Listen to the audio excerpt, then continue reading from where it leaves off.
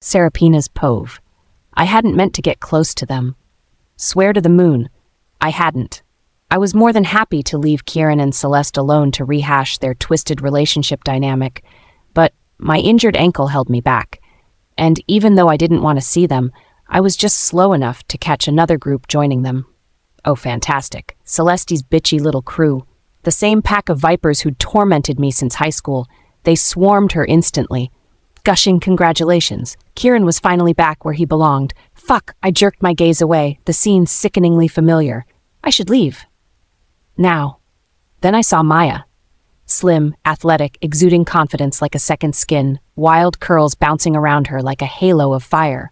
No doubt about it, it was Maya. My hand shot up automatically, a grin spreading as I started toward her. Finally, she'd dare to show off the mate she'd kept hidden for so long. Maybe now I could tease her about. The man beside her shifted to show his full face. And my world stopped spinning. It was like getting slammed in the head with a sledgehammer. My vision blurred, and the ground tilted beneath me. This couldn't fucking be real. When Ethan's familiar blue eyes locked with mine, I knew I wasn't dreaming. Oh God. Maya's mate was my disgusting brother, Ethan. Maya? I croaked out. My pulse was hammering so hard I could taste it. She turned at the sound, face lighting up. Sarah! She was glowing in a slit dress that made every man look twice, radiant and smoking hot, but all I could focus on was the hand pressed against my brother's chest. He's your mate? The words scraped out from between my clenched teeth, my body starting to sway. Why was the goddess always cruel to me? Maya and Ethan? Oh, damn. I hoped it wouldn't cost my rare friendship with Maya. Maya's smile faltered the instant she saw my face. Her gaze darted between me, Ethan, and Celeste. No denying the Lockwood features we all shared, no matter how hard I'd tried to erase the name. Fuck! She yanked herself out of Ethan's arms, stumbling back like she was seeing him clearly for the first time, her eyes full of shock and disgust. He's your brother? Her voice cut through the air like glass. Ethan's expression darkened instantly. Maya. He reached for her, but she shoved him off violently. Don't fucking touch me, she snapped. Her voice could have frozen hell. Why the fuck didn't you tell me? Ethan's face turned pitch black. Serafina. He turned on me, fury boiling in his tone. Are you trying to ruin this too? Just like you ruined things with Celeste and Kieran? The accusation hit like a silver blade between the ribs. Of course, once again, I was the villain, without lifting a finger. They really were experts at making me the scapegoat. A cold laugh escaped me. Stay the fuck away from me, Ethan. I met his gaze, baring my teeth in a challenge. Oh yeah, then you'd better be careful, because I will do exactly that. His face contorted instantly, pupils narrowing like a beast struck on the tail. His alpha pressure exploded, the air freezing around us for a split second. Serafina, he growled, a thunderous rage under his voice. I tilted my head, baring my teeth in a taunting grin. What's wrong, brother? Scared? His pupils shrank, fists clenching so tight his knuckles turned white. You dare! He took one thunderous step, his alpha aura saturating the air thick enough to choke on. Then Maya moved. A flash of wild curls and fury, she planted herself between us like a she-wolf guarding her cub. Lay one fucking finger on her, she snarled, and we're done. Hear me, Ethan? Fucking done. Ethan froze mid-step, his expression like someone had punched him in the gut. Maya. Shut up, she snapped, her eyes burning with a rage I'd never seen before. You knew she was your sister and said nothing? What the fuck kind of disgusting game are you playing? Shame and rage warred across Ethan's face, but he didn't deny it. Maya gave a bitter laugh and grabbed my wrist so tightly I thought she'd snap the bone. We're leaving. Her voice brooked no argument as she yanked me away. Ooh, Ethan! That sickeningly sweet voice cut through the tension like a knife. Celeste had slithered over, her face plastered with that saccharine, pitying smile I knew too well. What a shame, she sighed, fluttering her lashes. Looks like your little mate's been contaminated by the plague too. Ethan whirled on her, eyes blazing like he was ready to tear her throat out. Shut your fucking mouth, Celeste. Kieran frowned and grabbed her arm. Enough, Celeste. Let's go. But she shook him off with a graceful flick. Oh, relax, Kieran. I'm just looking out for my brother. Her gaze slid to me, venomous. We all know how contagious Sarah's jealousy and manipulation can be. Who knows what she's told her friend? Kieran's expression darkened. Ethan's eyes locked onto mine, a silent warning flashing in their depths. Maya flipped them off before dragging me away, whatever. They always needed their dramatic performances, their carefully staged villains. The old me might have crumbled, but as Maya's grip tightened around mine, all I felt was gratitude. Daniel was no longer the only one by my side. Now I had Lucian and Maya. The rest weren't worth a single tear. As soon as we made it into the garden, Maya turned to me again. "I'm sorry, Sarah. I didn't know." I shook my head. When Maya chose me over Ethan, I knew. I couldn't let her. Everything I said back there was bullshit. I cut her off again. I just wanted to see Ethan's face twist in pain. But Maya started to protest. I grabbed her hand, looking into her eyes. "Listen to me, Maya. Seriously. I know what finding your mate means. Fated mates are incredibly rare now. I don't want you to get hurt because of me. I'd rather be stabbed 10 times by Ethan than watch you give up your mate because of me." Her throat bobbed. "But I know what he did to you, how he—" I shook my head and stopped her. "What happened between Ethan and me shouldn't affect what you have with him. And besides—" I swallowed hard. "Ethan is a good alpha. He'd be a good mate." "Oh, fuck me," she sighed, crushing me in a tight hug. "You don't have to do this. You don't have to defend him, even for me." "I can't lie to you, Maya." I hugged her, forcing a soft smile. "I can't let my experience ruin your happiness. You're my precious friend." Her voice trembled against my ear. "Oh dear, they have no idea how fucking amazing you are. Losing you is the biggest mistake of their lives." I chuckled softly and gently pushed her back. "I don't give a shit what they think anymore." I tugged her hand. "Come on, Lucian's probably looking for me." She nodded and took my hand, looking into my eyes. "I won't betray you, Sarah." I blinked and she gave me a bright smile. "Celeste will never win my favor. Ethan's my mate, but I swear to the moon goddess, if that bitch crosses me again, I will tear her apart." I snorted. "She's not that bad." Maya raised a brow. "Oh, really? Name 2 redeeming qualities Celeste has." "Just 2. I opened my mouth and immediately shut it. Maya burst out laughing, slinging her arm around my shoulder. Exactly what I fucking thought. We were still goofing off when someone stepped into our path. Emma. She stood at the edge of the cobblestone path, arms crossed, eyes gleaming with malice. Well, well," she sneered. "2 of you. Sluts always come in pairs when chasing what's not theirs." Maya stiffened beside me. "Excuse me?" "Oh, please," Emma scoffed, flipping her black hair over her bare shoulder. "You snagged Ethan, and Sarah here has already proven herself a master at stealing someone else's man." Her lips curled. "You're a perfect match." A low growl rumbled in Maya's throat as she stepped forward, but I gently blocked her, moving between them. "My friends shouldn't always have to fight for me. I could protect them too." "Back off, Emma," I said calmly. "Ethan never chose you. Maya or not, that was never going to change, and you know that." Her laugh held no humor. "Oh, spare me." "You have the nerve to say that? Or did you forget that Kieran never chose you either? And yet you stole the mate your sister was chosen for, like the shameless whore you are." I froze. Every ounce of warmth drained from my body, replaced by that familiar, sickening sting. The echoes of the pack's jeers after that night came roaring back. Husband thief, love wrecker, worthless. "You'd better shut your fucking mouth while I'm still feeling generous," Maya warned. Her voice razor sharp. Emma only smiled, cold, cruel, locking eyes with me. Oh, did I hit a nerve? "It's hard to preach loyalty when you wrote a whole book about betrayal, isn't it, Sarah?" Maya ripped her arm from mine and stalked toward Emma. "Say one more word, bitch, and I'll yank out your teeth and wear them as a fucking necklace at my wedding to Ethan." I saw Emma's eyes go wide as Maya's beta aura slammed down on her. She stumbled back, hands raised in mock surrender. "Fine," she muttered, then pivoted to me with a vicious grin. Without warning, she shoved me. Fuck! I wasn't ready. Hard. I stumbled back, heels slipping on the slick grass, arms flailing. My back hit the water. My head followed, and in the next second, icy cold swallowed me whole as I plunged beneath the surface of the koi pond. Seraphina's Cove.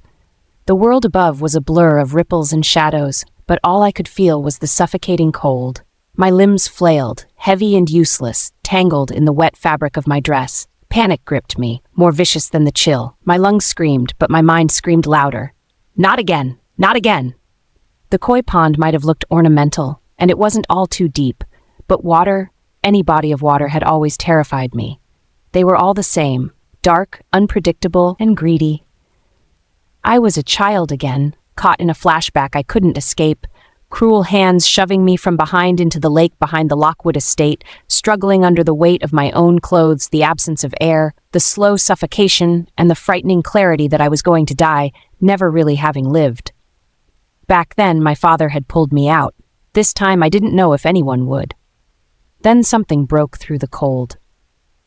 My eyes were squeezed tight, but somehow I felt the pull, and then arms warm and strong and steady wrapped around me. I reached out without thinking, held on for dear life, desperate fingers finding purchase in a soaked shirt and broad shoulders. I didn't need to see to know who it was. Kieran. We broke the surface together and I gasped, choking on air and dirty pond water. I heard another splash nearby and another head broke through the surface, Lucian. But I was already being dragged toward the shore. People crowded the edges. I heard voices shouting, Maya screaming at someone, feet pounding. My vision swam, my chest burned. Kieran carried me up the embankment like I weighed nothing, his breath ragged. He pulled me into his lap the moment we were out of the water. Sarah? His hands, trembling yet warm, grabbed my face. Sarah, look at me. I blinked up at him, coughing. My fingers curled into his shirt like I still needed anchoring. Like if I let go, I would slip back into that dark, scary depth. Lucian stumbled onto the bank just behind us, drenched and heaving. Is she okay? He panted, appearing by my side. She's breathing, Kieran said, voice tight. His eyes never left mine, his arms tightening around me. You're okay. I've got you.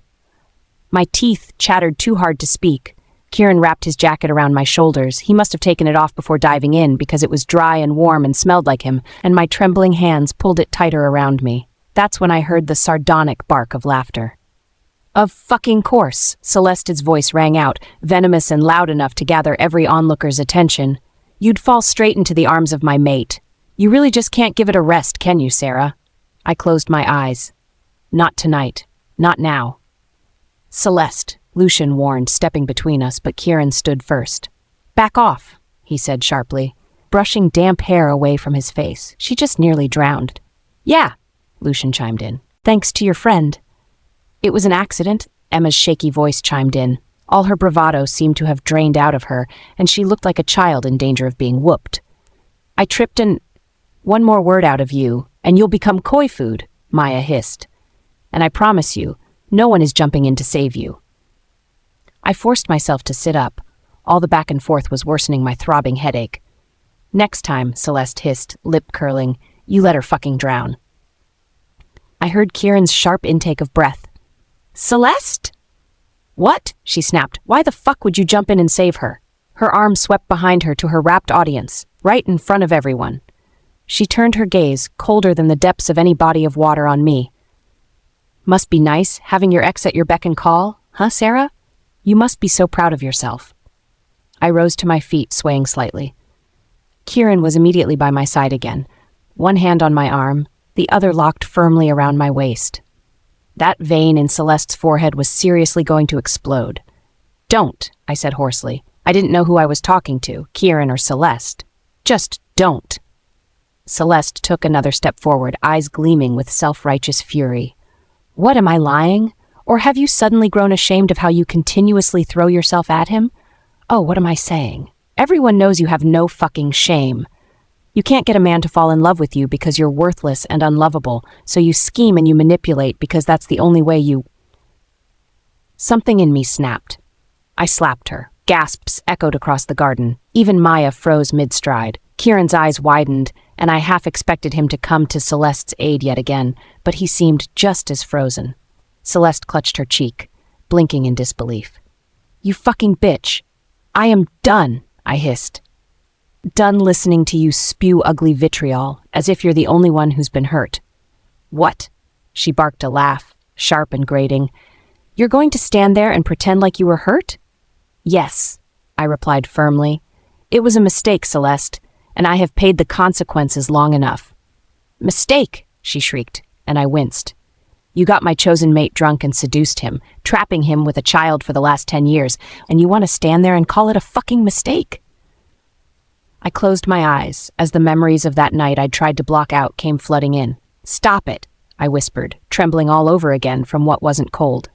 "No," Celeste snapped, and I felt her step closer. "Let them all know. Let your new friends know your true colors. You knew Kieran chose me, loved me, and you got him drunk. You dragged him into that hotel room with you." "I didn't drag him anywhere," I screamed, my eyes flying open. The air was tense around us, like everyone was holding their breath. Except for me and Celeste, we were hyperventilating. "I didn't drag Kieran anywhere," I repeated, my voice wobbling. The memories were unlocking, hazy thanks to the alcohol, but I frowned. "I went into that room all on my own because..." The blood drained from my face. My eyes snapped to Celeste's. "Because you sent me a text to meet you there." The words slipped out of my mouth softly, but by the time the sentence was complete, I knew they were true. I'd been drinking, miserable, keeping to myself, and then you... "Shut the fuck up. You don't know what you're saying." But her voice was shaky, her eyes darting around like a trapped animal. "No." I shook my head, wet strands of hair slapping my cheeks. "You texted me.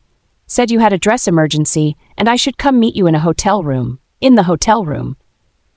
I hadn't stumbled into that room by mistake. I'd gone there because I'd received a message from Celeste. She said she needed me, and that had never happened before. So I went without a second thought, running so fast that I tripped and tore my dress on my heels. My vision had been blurry, my thoughts muddled, but I remembered now. My gaze locked on hers. "You texted me that night, didn't you? You sent that message." Her smug expression cracked. "What message?" I don't know what you're talking about." I took a step forward and she retreated. "When you found us together, you threw a fit of rage and smashed my phone against the wall." Everything was falling into place with alarming clarity. "Were you trying to destroy evidence?" "You bitch!" Celeste's eyes flashed. "You brazen little liar! How dare you!" "There's an easy way to settle all this," Maya said, stepping into the circle, her calm voice belying the fury burning in her eyes. She pulled something from her clutch, a smooth round stone. "What the fuck is that?" Celeste snapped. Maya smirked. "A truth stone." Celeste paled. "That thing's a gimmick." I'd never actually seen a truth stone before, but it was said to have been formed under a full moon, with the ability to draw out the deepest, darkest truth from anyone who held it. Of course, Maya Cartridge would possess a truth stone. "Oh, really? Let's see." Emma flinched, her eyes flaring wide. Maya turned and tossed the stone at her. She instinctively caught it. "Now," Maya's voice dropped an octave. "Did you push Sarah or did you trip?" Emma glanced at the crowd of eyes fixed on her, and her hand clenched around the stone. "I pushed her," she whispered, bowing her head. My eyes widened as the stone glowed faintly in her hands. I'm sorry." Maya snatched the stone out of her hand. "You're a piece of shit," she said loud enough for everyone to hear, and Emma shrank. "Kieran?" Maya turned to him. "What?" he asked warily. "Want to test it? If you tell Celeste the sky is green, she'll believe it. You can prove to her it works. No one needs to prove..." But Kieran was already stepping up, taking the stone from Maya. "Say something simple and true," Maya said. "I'm the alpha of Nightfang," he said. The stone glowed faintly. "Now something false." "I'm the king of England." "Nothing. No light." Maya folded her arms. "Celeste says Sarah dragged you into that room and seduced you. That true?" "This is ridiculous." "One more word, Celeste," Maya growled, "and I'll gag you with the fucking truth stone." "Ethan, if your mate threatens me one more time..." "You'll what?" Maya stalked forward. "Frame me for a crime I didn't commit. Make me suffer 10 fucking years for something that..." Sarah didn't throw herself at me. All eyes turned to Kieran, who had a fist wrapped tightly around the stone. I blinked. "What?" Sarah didn't make the first move. Kieran didn't either. His eyes locked on mine, and my breath hitched. A flash of golden light shimmered across his irises. He bared his teeth, and his fangs poked out, glinting underneath the moonlight, and when he spoke next, his voice was low and gravelly, his wolf Ashar. "I did." The crowd went silent. The truth stone glowed. "Kieran's povey." "I did." The words, growled out by Ashar, hung in the air like thunder after a lightning strike. The truth stone glowed in my hand, silent and unyielding. Everything stilled. Not just the crowd, not just Sarah, but even the night seemed to pause in deference to the revelation. My mind reeled, trying to make sense of what I'd just said, what Ashar had just confessed. My heartbeat thundered in my ears. Ashar, I said, trying to wrestle back control. What the fuck did you just say? But he was silent now, tucked deep inside, elusive. Ashar! He couldn't just drop a bomb like this and retreat. Sarah was staring at me like she didn't know whether to breathe or break. Her lips moved as if trying to speak, to understand, but no sound came out. My hand fell to my side as Maya took the truth stone and tucked it into her clutch. What the hell is that supposed to mean? Celeste demanded, voice cracking with panic. Kieran? Sarah's soft, hesitant voice made something tighten in my chest. Her wide gaze was full of questions, none of which I could answer. That night was just as hazy for me. I'd been drunk. I'd stumbled into a room to sleep it off. I'd woken up the next morning with Sarah in my arms. Kieran! Celeste snapped, pulling my attention to her. What the hell? Why the fuck are you trying to cover up for her? Are you deaf or just plain stupid? Maya snapped. Your precious Alpha just admitted that he was the one who came on to Sarah. 10 years. Sarah's voice was a hoarse, trembling whisper, but it carried the weight of 1,000 accusations. Her eyes seemed to burn, her gaze never leaving mine. Lucian moved to her side, glaring at me like I'd just torn the moon out of the sky. You let everyone blame me for... Her nose wrinkled. For seducing you, stealing you. You did, Celeste screamed, stepping between me and Sarah. I don't know what you're doing right now, but... Enough, I said sharply, my voice slicing through the night, vibrating with authority. I looked around the crowd gathered and clenched a fist. If you're not a Blackthorn or Lockwood, good night. Celeste's friends shuffled their feet, glancing at each other, reluctant to leave. I growled low in my throat, fixing a pointed glare at Emma. Good night. Slowly, they started to back away, sensing the shift. The spectacle was over.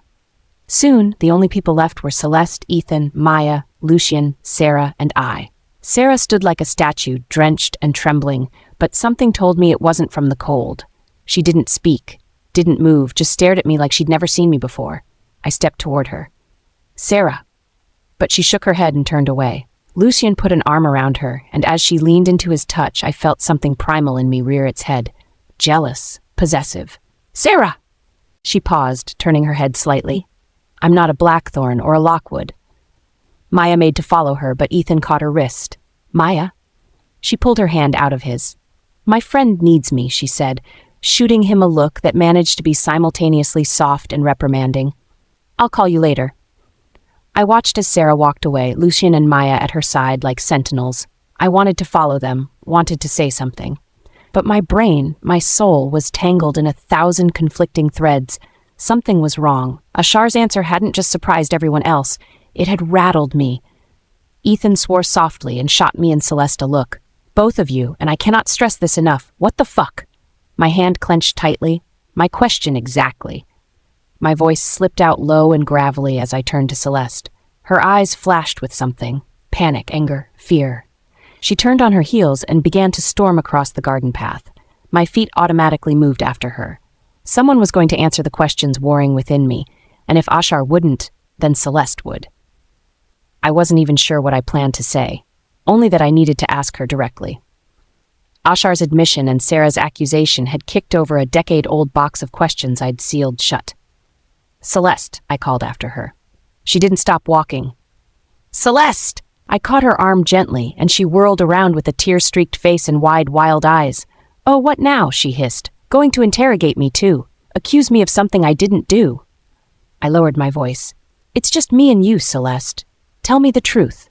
That night, did you send Sarah to that room? What about you? She snapped back, her voice trembling. Did you really kiss her first? Did you make the first move? Don't deflect, Celeste, I pressed. Did you send Serafina into that room? Her breath hitched. I don't know what you're talking about, she said, trying to pull away, but I kept my grip on her wrist firm. Celeste, please? You have to tell me the... But before I could finish, her legs buckled and her eyes rolled back as she dropped like a bag of rocks. My eyes widened. Celeste! She fainted in my arms. It was a blur from there. Panic replacing my suspicions, carrying her into my car, speeding through town to the pack hospital. Celeste was pale, unresponsive, and muttering incoherently. The nurses took her into observation immediately, and I paced the sterile waiting room with my shirt still damp from the pond. I was beginning to fucking loathe hospitals. The walls felt too close, the lights too harsh. My head throbbed with all my suspicions and doubts. Why now? Why had Ashar waited until tonight to speak? And why had he done it at all? I hadn't called him forward, he'd forced himself out. Forced the truth out. And now I couldn't unhear it. And I couldn't make fucking sense out of it. Why would he have kissed Sarah first? Celeste was who I'd wanted then. That night was supposed to be ours. Had the alcohol confused him? But was that even possible? The human body was fickle, fragile, but Ashar was the strongest part of me. He shouldn't have been susceptible to. The doctor returned, pulling me out of my reverie, saying Celeste was stable. I was allowed in after a while. She was awake, lying in the bed with a saline drip in her arm and her hair perfectly fanned over the pillow like someone had arranged it that way. She turned her head slowly to me. "You're still here." "Of course I'm here," I said quietly. "You fainted." She closed her eyes briefly, whispering, I was overwhelmed. It was all too much. "I know," I said. "I'm sorry." I sat on the edge of the chair beside her, "But I need to ask again about that night. Did you send Sarah to that room? You said she seduced me, but now Ashar's saying he made the first move." Her eyes glistened with tears, but her expression hardened. "So you believe her now? After everything she's done to ruin us?" "I'm not trying to take sides," I said, exasperated. "I'm trying to find the truth. Something doesn't add up, Celeste. My memory of that night is hazy. Yours is conveniently perfect." She turned her face away. "I can't fucking believe this, Kieran. Do you know why I fainted? Because all these interrogations, your distrust, it's hurting my already weak wolf. Do you even care? Or are you so desperate to prove Sarah innocent that you're willing to destroy me in the process?" I clenched my jaw. "That's not what I—" "Please," she said, voice rising. "Just leave. You've done enough damage tonight." "Celeste, if you're not going to take care of me as my mate, if all you want to talk about is turning me, the fucking victim, into some kind of perpetrator, then get the fuck out, Kieran." Every cell in my body tensed with frustration. I could feel something fraying at the edges of my mind, and as my fists clenched in my lap, I realized what it was: my patience. My patience with Celeste was wearing fucking thin, and I was in no mood to play doting caretaker right now, not when all I wanted to do was shake her hard enough till all the answers fell out. So instead, I stood and walked out without another word. Back in my car, I sat in the dark for a long while, staring at nothing, my hands clenched tightly around the steering wheel.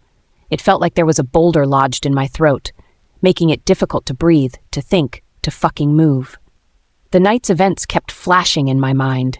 The broken look in Sarah's eyes, Celeste's deflection, my own inexplicable confession, and then, as if of its own accord, my hand moved, stabbing at the screen in my car. Gavin answered on the second ring. "Alpha?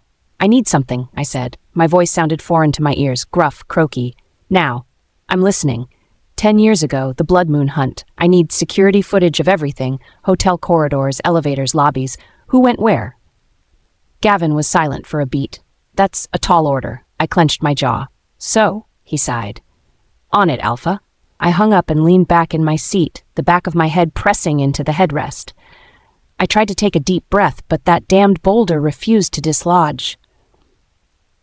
I knew I couldn't breathe properly until I uncovered the truth of what really happened 10 years ago.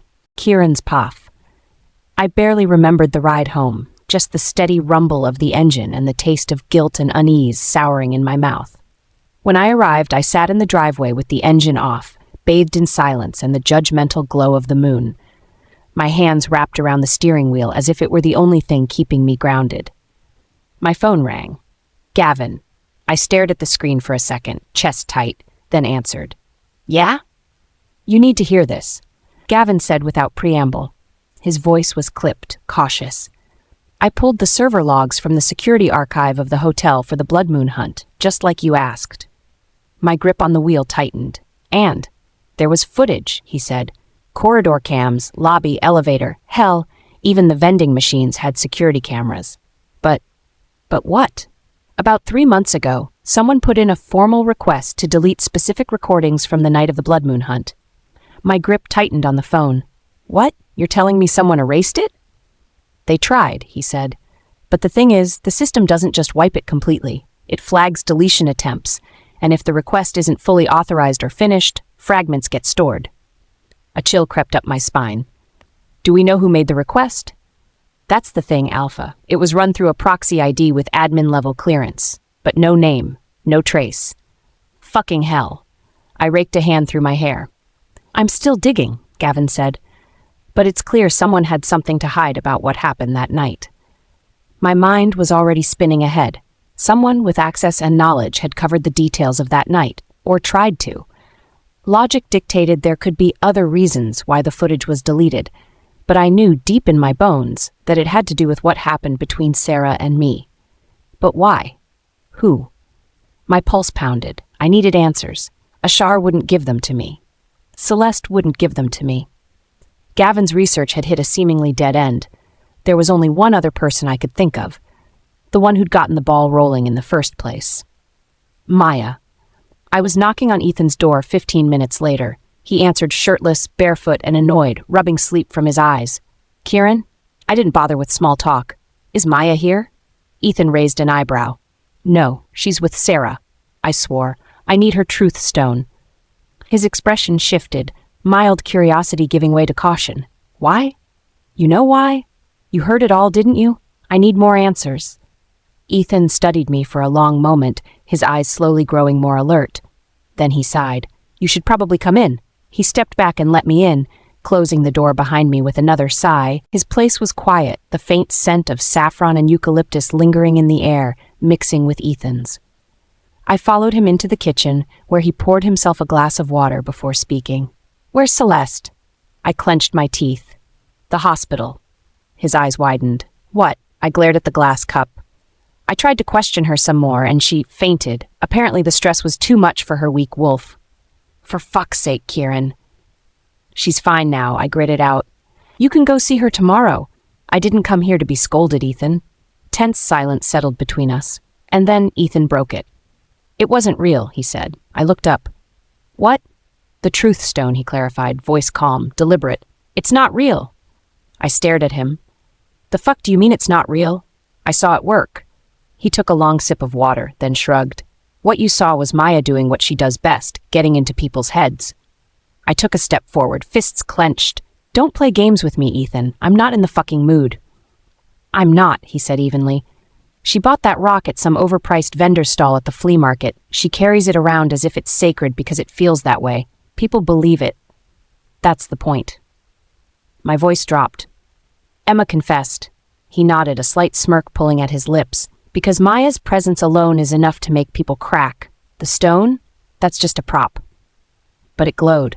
He gave a half smile. She painted the inside with a special powder. Heat reactive. It lights up when a hand grips it tightly enough for the body heat to trigger it. Pretty smart, huh? I stared at him, feeling pressure build behind my eyes. So everything that happened tonight was a goddamn performance? He leaned against the counter. Not everything. He narrowed his eyes like he could see through me. Ashar's confession was real. I swallowed hard. But I was even more confused than ever. If the stone wasn't magic, what made him speak? Ethan's gaze was knowing. Maybe it wasn't about the stone. He shrugged. Maybe it was just time. I looked away, jaw tight. I couldn't believe I'd been manipulated that way.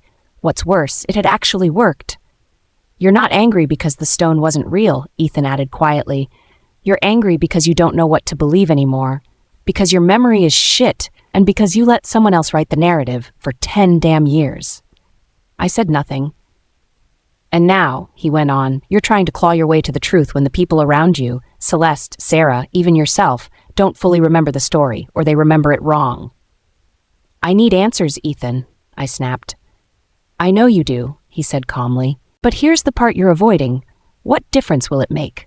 I blinked at him. What? You and Sarah are divorced. You're not mates, and she has someone else now. I missed it, but I heard they led the opening dance together. You know what that means. My gut twisted at the mention of Lucian and that damn dance. You think getting closure is going to change anything? Ethan asked, tone not unkind. You think knowing whether or not Celeste set her up will undo the last 10 years? It might, I said tightly. It might help her heal, help me understand. Ethan tilted his head. And what then? You sweep in, tear her away from Lucien, and pretend the last decade didn't happen? What does it even matter? You never loved Sarah. Celeste is the one you chose. Is the truth going to change that? I said nothing, because I didn't have an answer to that. He pushed off the counter. Let me be blunt, Kieran. What's done is done. Your marriage to Sarah is over and you're with Celeste now. If you waver again, if you go chasing after ghosts, both my sisters are going to pay the price. His eyes narrowed. Again. My throat tightened. I never meant for either of them to get hurt. I know, he said softly, but they did. I looked down at the tiled floor, guilt coiling around my spine like a python. I'm not saying you shouldn't get the truth, Ethan continued, but be sure you're doing it for the right reasons, not because you think it'll magically fix everything. I took a breath. Then what the hell should I do? He sighed. You're going to hate my response. I frowned. I don't doubt it. Let it go. My fists clenched, everything in me instantly revolting at the idea. I can't, he finished for me. I nodded stiffly, glaring at the stained marble of his kitchen countertop. Just do me a favor, Ethan added. I looked up.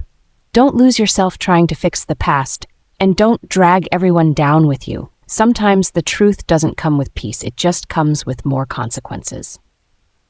Serafina's Pove. The door clicked shut behind us, muffling the distant hum of engines and the chatter of a party happening down the block. My heels, still damp from the koi pond, left faint prints on the wooden floor as I stepped into the dim stillness of my living room. I didn't bother turning on the lights. I didn't want to see myself. Lucien lingered near the door, his shirt soaked through, his tie long discarded. Water dripped from the ends of his hair. Maya was beside me, close but not crowding, her expression unreadable in the low light.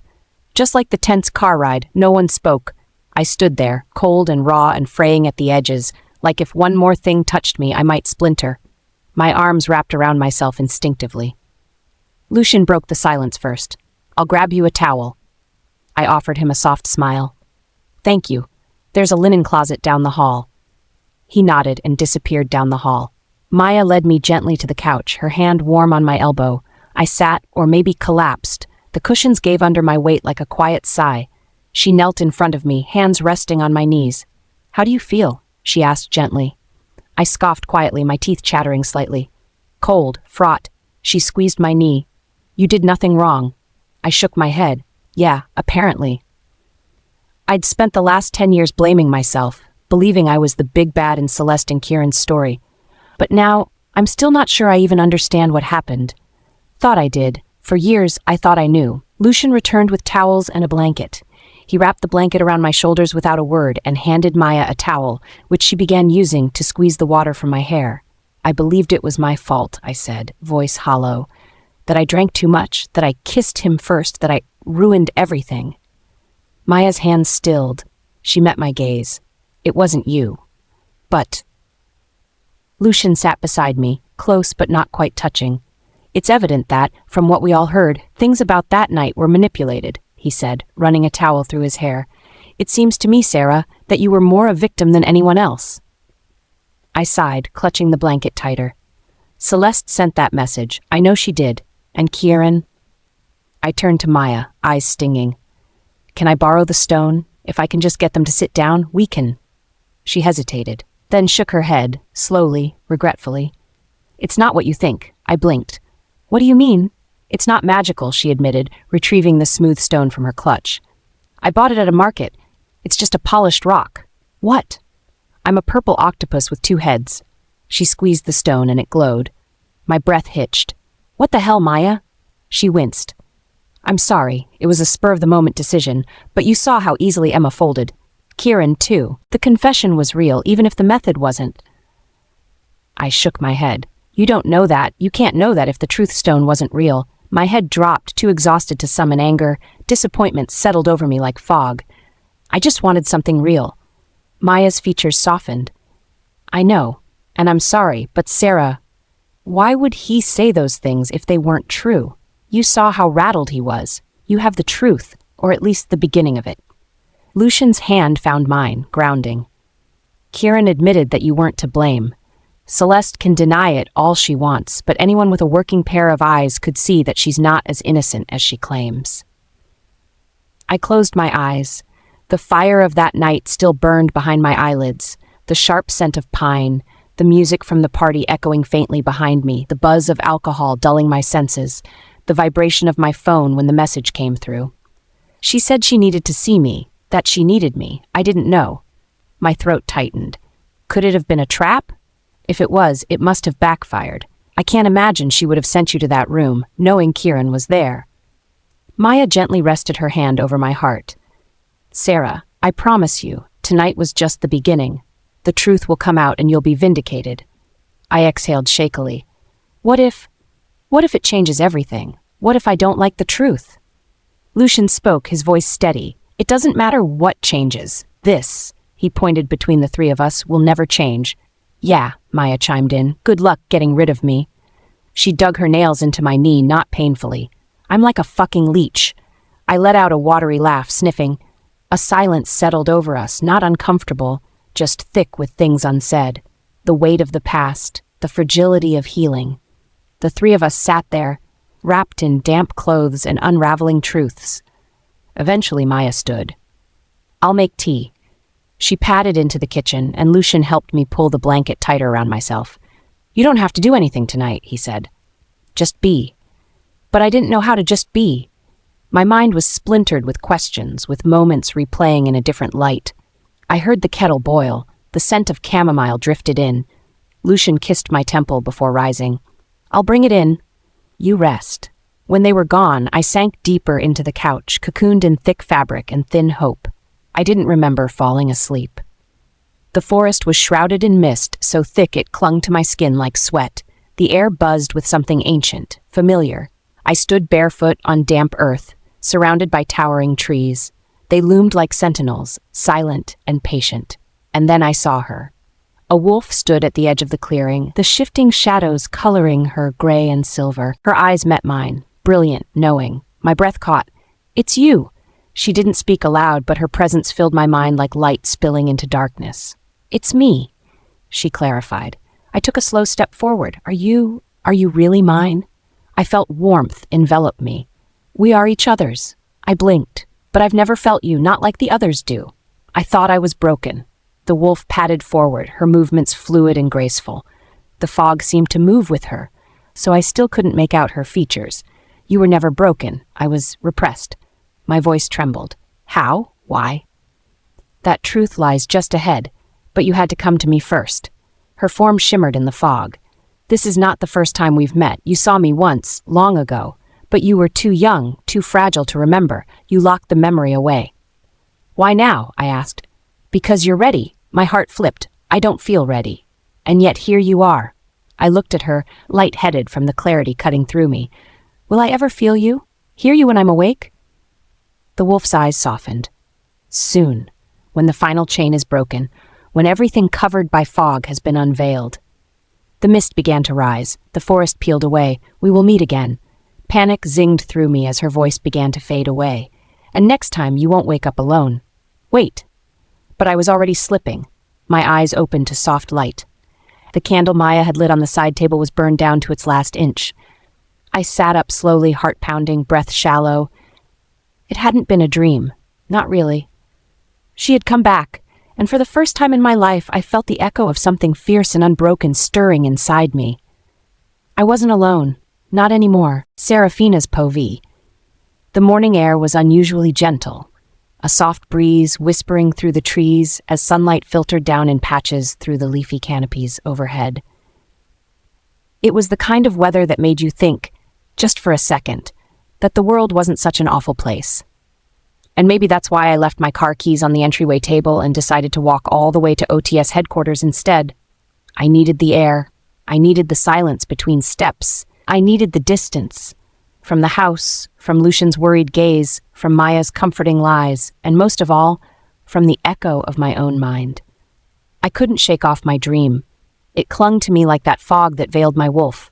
My fingers kept twitching like the after effects of something slipping through them. But I held on to the promise. Soon. Soon I'd be with my wolf. I would be whole. The sidewalk curved lazily through the residential blocks, winding past low hedges and quiet homes. Most of the neighborhood was still asleep or just stirring. There was peace in that, mundane and simple. I knew a part of me should have been wary, considering that the last time I'd gone for a walk, I got a silver bullet to the heart for my troubles. But the black car slowly inching down the road behind me, courtesy of Kieran, no doubt, was equally annoying and comforting. I was halfway through the neighborhood when I heard it. A child's shout, sharp and startled, followed by the unmistakable screech of tires. My heart kicked into a gallop, my maternal instincts perking up like an antenna. The street ahead split at an intersection. I rounded the corner just in time to see a little boy, couldn't have been more than 7, stranded in the middle of the road. He stood frozen, a crumpled soccer ball by his foot, staring wide-eyed at the delivery van barreling toward him. The driver was honking and swerving, but it was too fast, too close. Without thinking, I ran. My sneakers pounded the pavement, bag forgotten somewhere on the curb. The world narrowed to the sound of my breath and the boy's wide, terrified eyes, dark, just like Daniel's. Every muscle in my body screamed at me to move faster, and I did, letting the spike of adrenaline overrun the fear. I reached him just as the van skidded. Arms around his tiny torso, I twisted, hauling him to the side. I didn't have time to gauge the momentum. I just reacted, pivoting on instinct to shield his body with mine. We hit the ground hard, my shoulder taking the brunt of the fall as I curled around him. The van missed us by inches. I heard the tires screech again, the frantic slam of brakes. Then a second noise, heavier, faster, nearer. A flash of movement above me. Someone else had leapt between us and the van. The impact didn't come from the vehicle, but from a body, broad and solid, planting itself like a barrier. The van clipped him on the arm as he pivoted, using his body to shield mine. Kieran. He hit the ground beside me with a low grunt, grimacing in pain. For a moment, none of us moved. The boy sobbed against my chest, limbs trembling. I was breathing so hard it hurt. Then I heard Kieran curse under his breath. Shit, that arm's gonna bruise like hell. I looked at him, still cradling the boy, too stunned to speak. His chest was rising fast, jaw clenched, the sleeve of his jacket torn and darkened with blood. "What the hell are you doing?" he snapped, eyes blazing as he sat up, wincing. I blinked. "What?" "You don't have a wolf," he spat. "What if that van hit you? What if you broke something? What were you thinking, throwing yourself out there like that?" I pulled the boy tighter, shielding him from Kieran's raised voice. "I was thinking he was going to die if I didn't do anything." "There are other people, Sarah," he thundered. "Where?" I snapped, glancing around the now empty street. "Where the fuck are they?" His eyes narrowed. "You don't have to play hero every damn time. You're not indestructible." "And you are?" I shot back, gesturing to his bleeding arm. "You didn't hesitate either." His expression twisted like the words physically offended him. "I am an alpha," he growled, his eyes flashing. "I have a wolf. You don't." "I have training." "Oh yeah," he scoffed. "They train you to run into fucking vans at OTS?" "No," I clapped back. "It seems that pleasure is only reserved for training in Nightfang." "Ben!" a shrill voice echoed down the street. "Mommy," the boy sobbed. I slowly rose to my feet, helping the boy up with me. "Go," I said gently, nudging him toward the sidewalk where a woman, his mother, from the way she was crying and screaming his name, was running over. "Go on, Han. You're fine." The boy bolted. I watched until he was in her arms, wrapped tight as she sobbed and kissed his hair over and over again. Relief bloomed in my chest. Then I turned back to Kieran. He was standing now, arm cradled against his side, his expression caught between fury and disbelief. "You really think this is about training?" he asked, voice low. "Yes," I said, rising too. "OTS has taught me how to assess risk, how to move under pressure, how to protect people. I knew I could reach him. I trusted myself." He let out a bitter laugh. "That van would have pancaked you two if I hadn't gotten here in time. So maybe you reached him, but you better tell Maya to open the curriculum on getting out of the fucking way afterward." Anger, hot and sharp, raced through me. "Fuck you." He arched a brow. "Is that how the kids are doing gratitude these days?" I rolled my eyes. "What are you even doing here?" My gaze darted to the black car, now parked a couple of feet away, and I scoffed. "Of course." "Why were you fucking walking?" he snapped. Have you forgotten what happened the last time you went for a walk? My eyes widened with mock confusion. Why? What happened last time I went for a walk?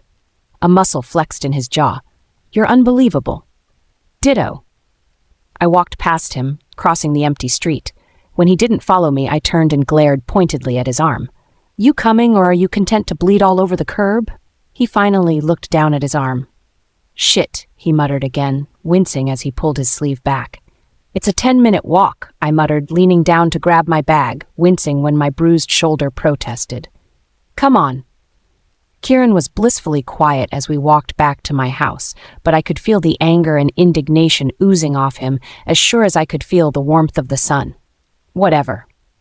I unlocked the door and walked inside, not looking back to watch him cross the threshold. Sit, I said, pointing to one of the chairs in the foyer. I felt him bristle at the command, but ignored him. I was upstairs and back down with a first aid kit in less than 5 minutes.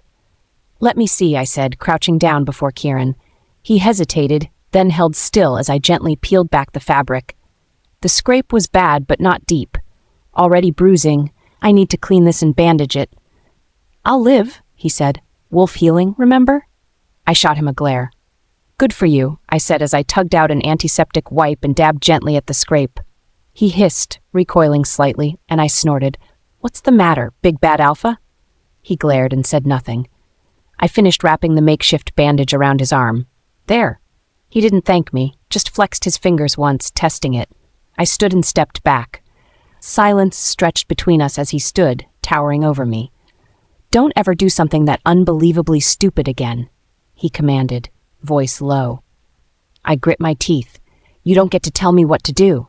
You're not my husband, and you sure as hell aren't my alpha. His eyes flashed, darkening with anger, and I stiffened as I felt familiar aura extend from him. Don't you fucking dare, I hissed. Alpha aura or not, I will scratch your fucking eyes out. He blinked, and I felt the power recede. Sarah, he said, voice low. What happened to you? Excuse me? He shook his head. The Sarah I know isn't reckless, defiant, antagonistic. My sharp bark of laughter cut him off. Oh, please, like you ever knew me. What if this is who I really am? What if I refuse to keep shrinking to make other people comfortable?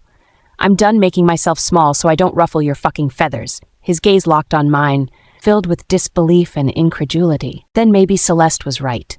I stiffened. What's that supposed to mean? It means, he said coldly, maybe you really are the perfect little actress, hiding your claws behind that wide-eyed innocence, always playing the martyr. My mouth fell open. Excuse me? He stepped closer, eyes burning. You made everyone at the gala believe that you were the victim. Sweet, quiet Sarah, the one everyone overlooked and wronged, and now? Now you're standing here pretending to be fearless, invincible, even when you could have gotten yourself killed. Choose a fucking personality, Serafina, and stop fucking with everyone's heads. At this point, it was practically muscle memory, the way my hand flew up to strike him across the cheek. Serafina's pove. The sound of the slap echoed through the room, loud and vicious, like a shot fired in close quarters. Kieran's face jerked to the side, the red imprint of my hand already blooming on his cheek, proof that I had indeed gotten stronger. For a heartbeat, we both froze. Then everything shifted. The air pressure dropped like an anchor, and I could feel his aura crackling in the air like the moments before a lightning strike. Kieran's eyes darkened to near black, his wolf brushing the edges of his control like a beast too long restrained. His nostrils flared, his shoulders rose. I stepped back instinctively, but not fast enough. He surged forward, grabbing my wrists, and in the blink of an eye, I was pinned against the wall. The breath fled my lungs, the back of my head brushing drywall. His body loomed, solid and furious, radiating heat and command like a furnace turned to full. What the hell are you doing? I struggled, kicking against him. Get the fuck off me! Don't, he growled, voice rough with rage. Do not test me, Serafina. His forearm pressed lightly against my collarbone, not enough to hurt, but enough to cage me in. His entire body was pressed so tightly into mine, I was sure he could feel my heart slamming against my ribs. Not with fear, but with fury, and a wild emotion I couldn't quite place. I've let you run amok for too fucking long. His breath was hot against my face, eyes locked on mine like twin blades. I ground my teeth. Don't talk about me like I'm a rambunctious puppy who slipped her leash. He growled. Stop acting like one. Don't tell me what to do. His eyes narrowed into slits. You forget who I am. I know who you are, I hissed. The alpha who throws his weight around when a woman calls him out. Is this what you are now, just power and bruised ego? His eyes flashed. You don't know me. I managed a sardonic laugh as he threw my words back at me. That we can agree on. Both of us spent the last 10 years living with a fucking stranger. I've never hidden myself from you. I scoffed. Oh yeah, then what was all that last night? He sneered. Why don't you ask your dear friend with the fake stone? I scoffed. The stone may have been fake, but your words weren't. Don't pretend to know what goes on in my head, Sarah, he growled. Oh, trust me, I snapped. I have no fucking idea what goes on in your head. But you want to accuse me of playing a role? Of hiding my intentions? Look in the fucking mirror, Kieran, and ask yourself which one of us is the fucking pretender. Don't you dare yell at me. Or what? I spat. You'll put me through a wall? His jaw clenched. If you ever lay your hands on me like that again, Serafina. He leaned in, voice venomous. I'll make you regret it. I stared up at him, trembling with adrenaline, teeth bared. Then do it, I whispered. Show me exactly how you're the same as every other person who's tried to break me. His hands tightened around my wrists, but he didn't move. Time seemed to slow to a stop, something hot and bright burning between us. The weight of him, the darkness in his eyes, the fury thrumming off him in waves. It should have all terrified me, but somehow I just knew, despite everything that had happened, Kieran would never hurt me. And then, get your hands off her. Lucian's voice cut through the air like a katana, cold and dangerous. Kieran didn't turn. Fuck off, Reed. This is none of your business. It becomes my business when you pin a woman against a wall to make a point. Lucian's boots echoed as he crossed the threshold, the sheer authority in his voice enough to crack through the tension. Kieran's eyes flicked to him, finally releasing me with a scoff. I shoved past him, my body still trembling, lungs burning from rage and restraint. Looks like your night has arrived, Kieran muttered bitterly. Gods forbid you spend 1 second not attached at the hip. I shot him a glare. Fucking hypocrite. Open your eyes, Lucian, he continued, pointing at me. This one has a way of blinding people. What the fuck? Looks like you're the one who's blind, Blackthorn. Lucian didn't miss a beat, gently putting himself between us so it looked like the two alphas were in a standoff. Too blind to recognize a fucking gem when it's in front of you. He shrugged. But then again, that's always been your curse, hasn't it? Loving what shines and discarding what lasts. Kieran's lips curled. You think you know her? His voice dipped, almost cruel. Let me guess, you love the version of her that you helped build. At least I built her. I didn't tear her down.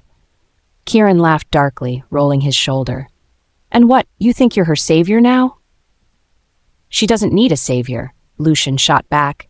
She's stronger than you give her credit, and you'd know that if you took your head out of your ass once in a while and stopped hiding like a coward behind old claims and wounded pride.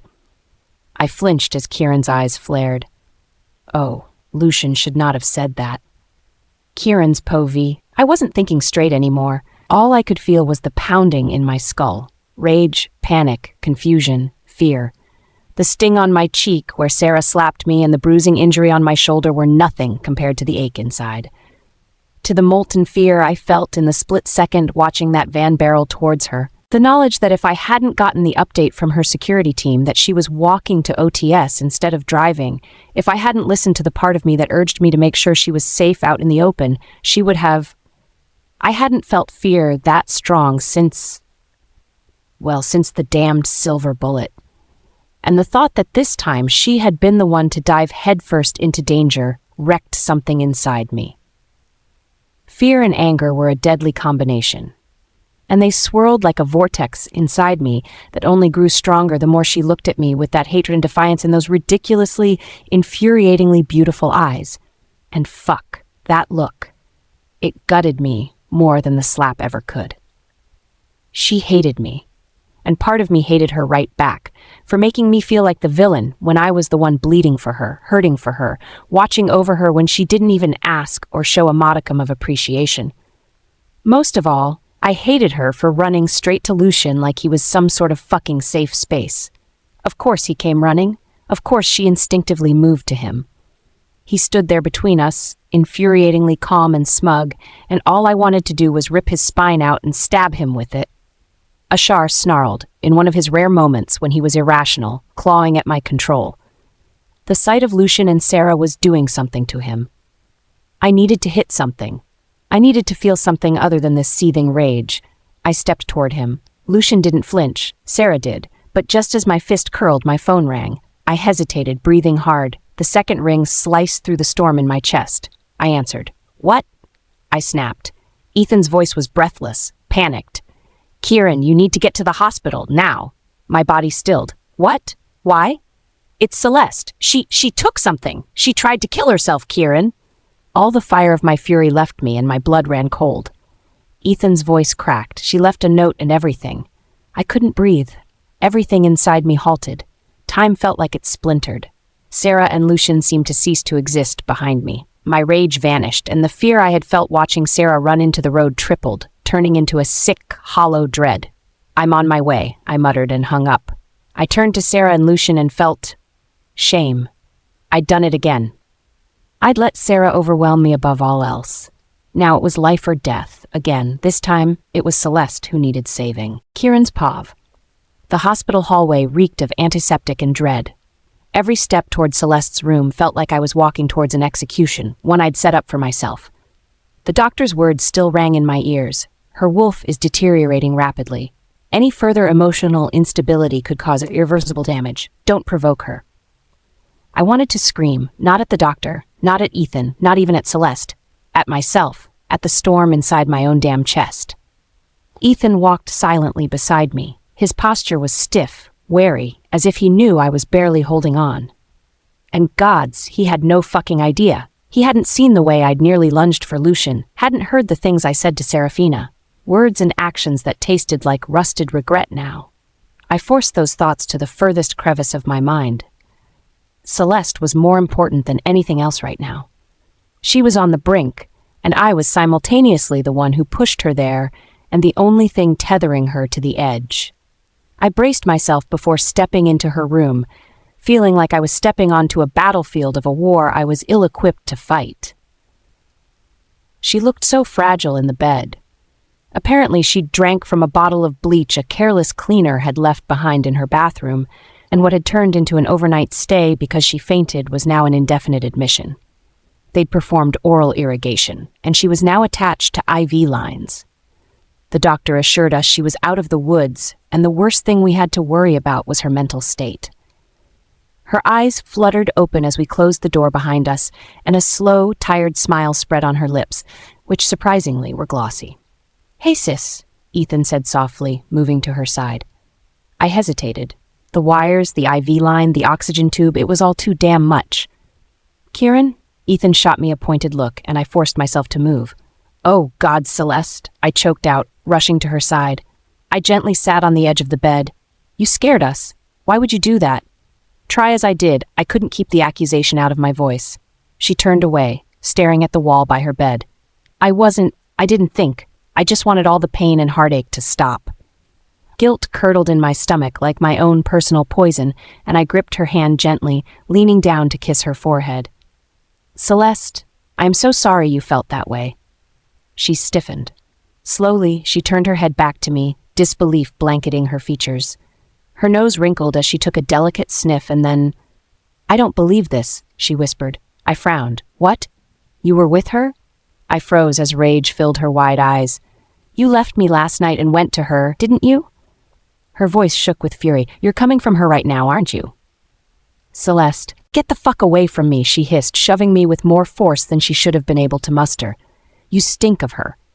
Shit, throwing my arms around Sarah on the road, pressing her into the wall at her house.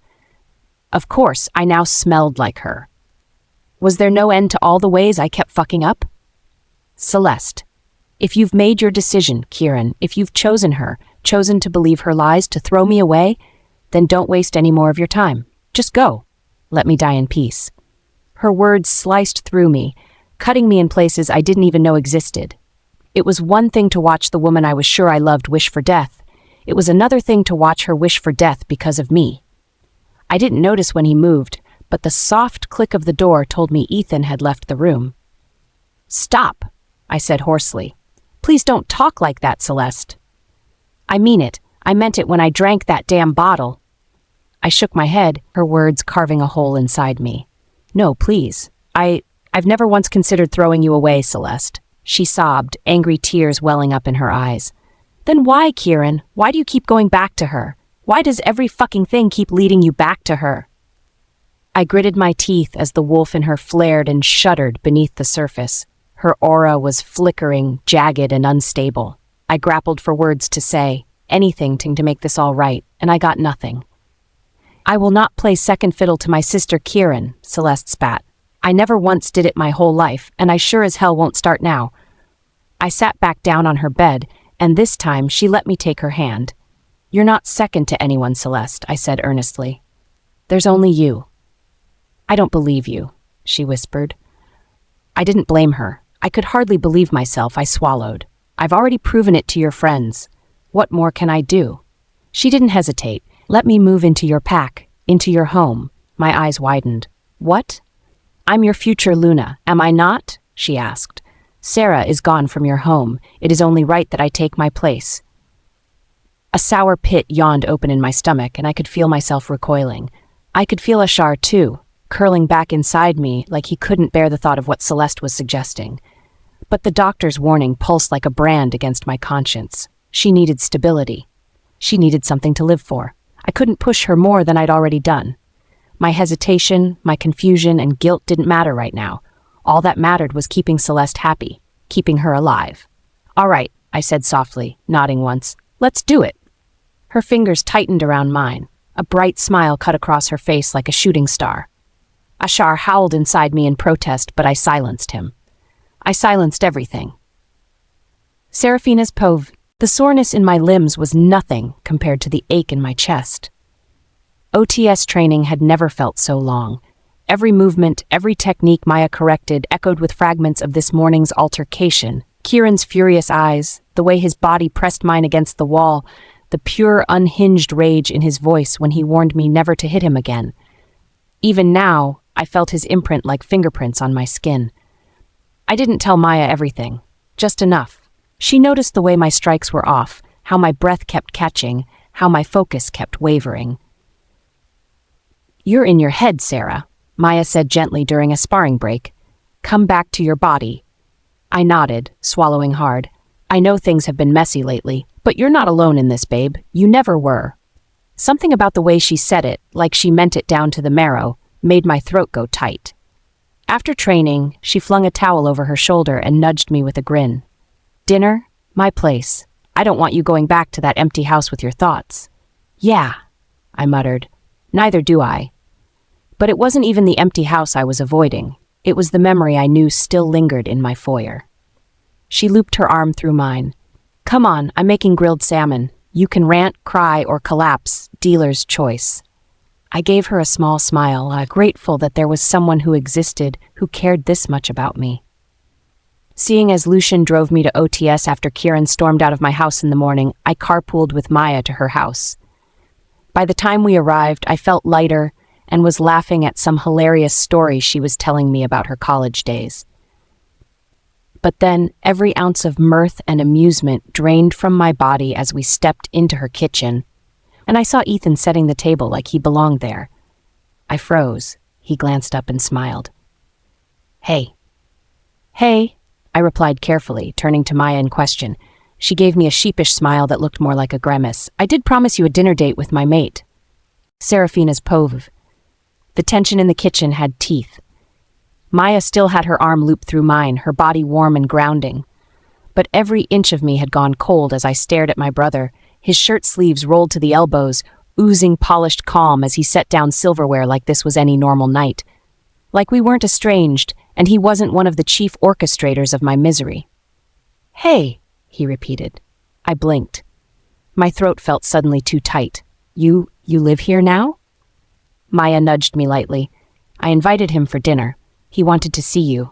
Talk." I turned to her slowly and tried to keep the accusation out of my voice, but I couldn't help feeling ambushed. "Why?" Maya shifted, suddenly uncharacteristically nervous. Because he has regrets, Sarah. He wants to apologize to you, make things right. She leaned in. I don't want my mate and my best friend at loggerheads. I pressed my lips tightly, looking away. It was hard not to feel like Maya had overstepped, but I guess if I squinted and turned my head to the side, I could see where she was coming from. She only ever knew the extent of what I told her. She could never know how it truly felt to have your big brother, who was supposed to be a protector, stand with the rest of the world against you. I inhaled through my nose and forced my limbs to move, to sit at the modest kitchen table from where I could watch Maya set to work on making dinner. Here, Ethan said quietly, pushing a glass of red wine towards me. I accepted it without looking up at him. Sarah? I stared at the dark red liquid. I'm glad we're doing this. I shrugged in reply. I couldn't return his sentiment just yet. They should have been glad I didn't immediately race for the door. While they cooked, I watched Maya and Ethan from the corner of my eye. They'd only been mates for a short while, but they had a dynamic that was kind of sweet to watch. They teased each other relentlessly, working seamlessly together. So while I still felt uncomfortable, and there was an ache in my chest I couldn't explain, I was at least happy for my friend that she'd found what I'd spent most of my life, especially the last 10 years, missing. When they were done, they laid out grilled salmon, sweet potatoes, and a tossed salad, and we settled to eat. I waited for 10 minutes to pass for our plates to be filled and the first couple of forkfuls to be consumed before I spoke. You wanted to talk? I said coolly, folding my napkin into a tighter and tighter square in my lap. Ethan cleared his throat and nodded once. I wanted to apologize. I arched an eyebrow. For what? He sighed heavily. Everything. For shunning you all these years, treating you as less than, for being a bad brother. I stared, shocked at how easy the apology had come. There was no tremor in his voice, no guilt, just calm, measured speech, like this was everyday conversation, like his being a bad brother hadn't been pivotal in ruining my life. Right, I mumbled, turning back to my plate. Do you forgive me? I snorted into my glass of wine. Maya shifted beside me. Sarah. No, it's okay, Ethan cut in. She deserves to feel as wronged as she wants. I didn't come here expecting forgiveness so quickly. Good, I muttered. He studied me for a beat. Then, his next words cut through the remaining warmth in the room. Celeste tried to kill herself earlier today. Maya went still beside me. My stomach bottomed out. That was why Kieran had run out like his ass was on fire. Ethan continued, tone deliberately measured. She drank bleach. Thankfully, she was already in the hospital and was quickly stabilized, but the doctors say her wolf is rapidly deteriorating. She's in an extremely fragile state right now. I blinked, waiting for the right emotions to spread through me. Shock, guilt, panic, grief, even. But all I could feel was a distant, surreal numbness, like I was finding out news about someone I didn't know. Maya reached for my hand under the table, but I didn't squeeze back. I'm not asking you to care about her, Ethan said, but I am asking you to stop. I turned my head slowly. Stop what exactly? Stop going after Kieran. I laughed, bitter and low. You think I went after him, that I'm going after him. Celeste thinks he loves you, or at least that you two still have some kind of connection. It tears her apart, and she's slowly unraveling every day. That's not my fault, I said. She should talk to Kieran about it. There's nothing going on between us, and he should do a better job of assuring her. But can you blame her? Ethan said softly. You and Kieran hurt her all those years ago, and... I seem to recall you being at the garden the night of the gala. My voice was tight. Are you not curious about the message she sent me? About the possibility that Celeste had something to do with my being in that hotel room that night? Ethan sighed. Speculation aside. My fork clanged against my plate, and I felt Maya wince. Speculation? I said incredulously. Ethan didn't flinch. I'm not asking for much, Sarah. I know the rift between you two won't be so easily sealed. Just stop feeding it. Don't hurt her any more than she already is. Don't be the reason she attempts to give up again. The silence in the kitchen felt like broken glass. I stared at Ethan for a long time, struggling to arrange my tumbling thoughts and emotions. I stood. Maya stood too. Sarah, please. This is why you brought me here, I said, eyes burning. So your mate could guilt-trip me? It's not like that. No, I snapped. He said his piece, and so will I. I turned to Ethan, who had his jaw clenched. Celeste made her choices. She tried to end her life because she lost control of a narrative she manipulated 10 years ago. That's not my fault. That's not on me. I will not shoulder the blame for her unraveling. I blinked away treacherous tears that threatened to spill out of my eyes. And the fact that you gave that half-assed apology, went through this entire fucking ruse just so you could once again plead Celeste's case, once again prove that you have and will always be on her side, is the reason why I will never forgive you, Ethan. He blanched. Sarah, update your family tree, I hissed. You have only one sister. Sarah. Maya reached for me, but I yanked my arm from her grasp and strode out of the kitchen. Maya's pauvre. The slamming door echoed through my ribcage. Ethan stayed sitting, his expression unreadable. I turned to him slowly. What the hell was that, Ethan? He sighed. It needed to be said. Did it? He met my eyes. She needed to hear it. Celeste's on the edge, Maya. She could have died. And you thought ambushing Sarah and accusing her of chasing after Kieran was going to fix that? I think saving my sister's life is more important than anything else. Sarah is your sister, too. His eyes flickered. She's not the one tethering over the edge. She's been tethering over the fucking edge for decades, and you never once noticed. He shook his head. You don't understand. I nodded, stepping around the table, eyes burning. Maybe I don't get the full extent of your relationship, but I understand that tonight you used me to get to her. His eyes narrowed. I didn't use you. Bullshit. You knew she wouldn't come if you asked her. You asked me to do it because you knew she trusted me. He stood now, too, towering slightly over me. And was that so wrong, helping me? And what about me, Ethan? I hissed. Did you think for a second how it would feel to sit between my best friend and my mate and listen to that fucking shit show? A muscle in his jaw ticked. I didn't expect it to go like this. Of course you didn't. You thought she'd cry and give in and play the part you all need her to play again. I turned away and braced my hands on the counter. I can't fucking believe this, I whispered. A long silence followed. Then Ethan said quietly, You're angry. I scoffed. Damn right I am. You had the gall to bring up Celeste's suicide attempt, as if it was somehow Sarah's fault, as if she hadn't already been wrongfully blamed for everything else that has ever gone wrong. His jaw ticked. I came here in good faith. I thought maybe... Oh, spare me, I snapped. You came to make Sarah the villain, something your entire fucking family loves to do.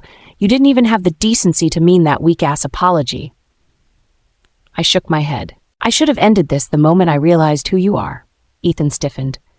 Don't. I turned to him. Don't what? Don't say things you don't mean, things you'll regret later. I straightened and crossed my arms. Like what? That I should have walked away the moment I realized you were Sarah's asshole brother? His face hardened. Maya, watch what you say. Or what? I challenged, rising to match him, our gazes locked in a fiery tango. You'll do to me what you did to her? This torture me, silence me, gaslight me, make me feel like I'm worthless? His voice dropped an octave. I can deal with your temper, Maya. I can deal with your sarcasm, your fire, your dramatics. Hell, I fucking love it all. But don't challenge my loyalty to this relationship. Not like this. How am I supposed to trust your fucking loyalty when I've watched you hurt the girl you call sister? It doesn't paint you in a favorable light, Ethan. Maya, he ground out, stop this. Why should I? He stepped closer. Because I won't accept it. I lifted my chin.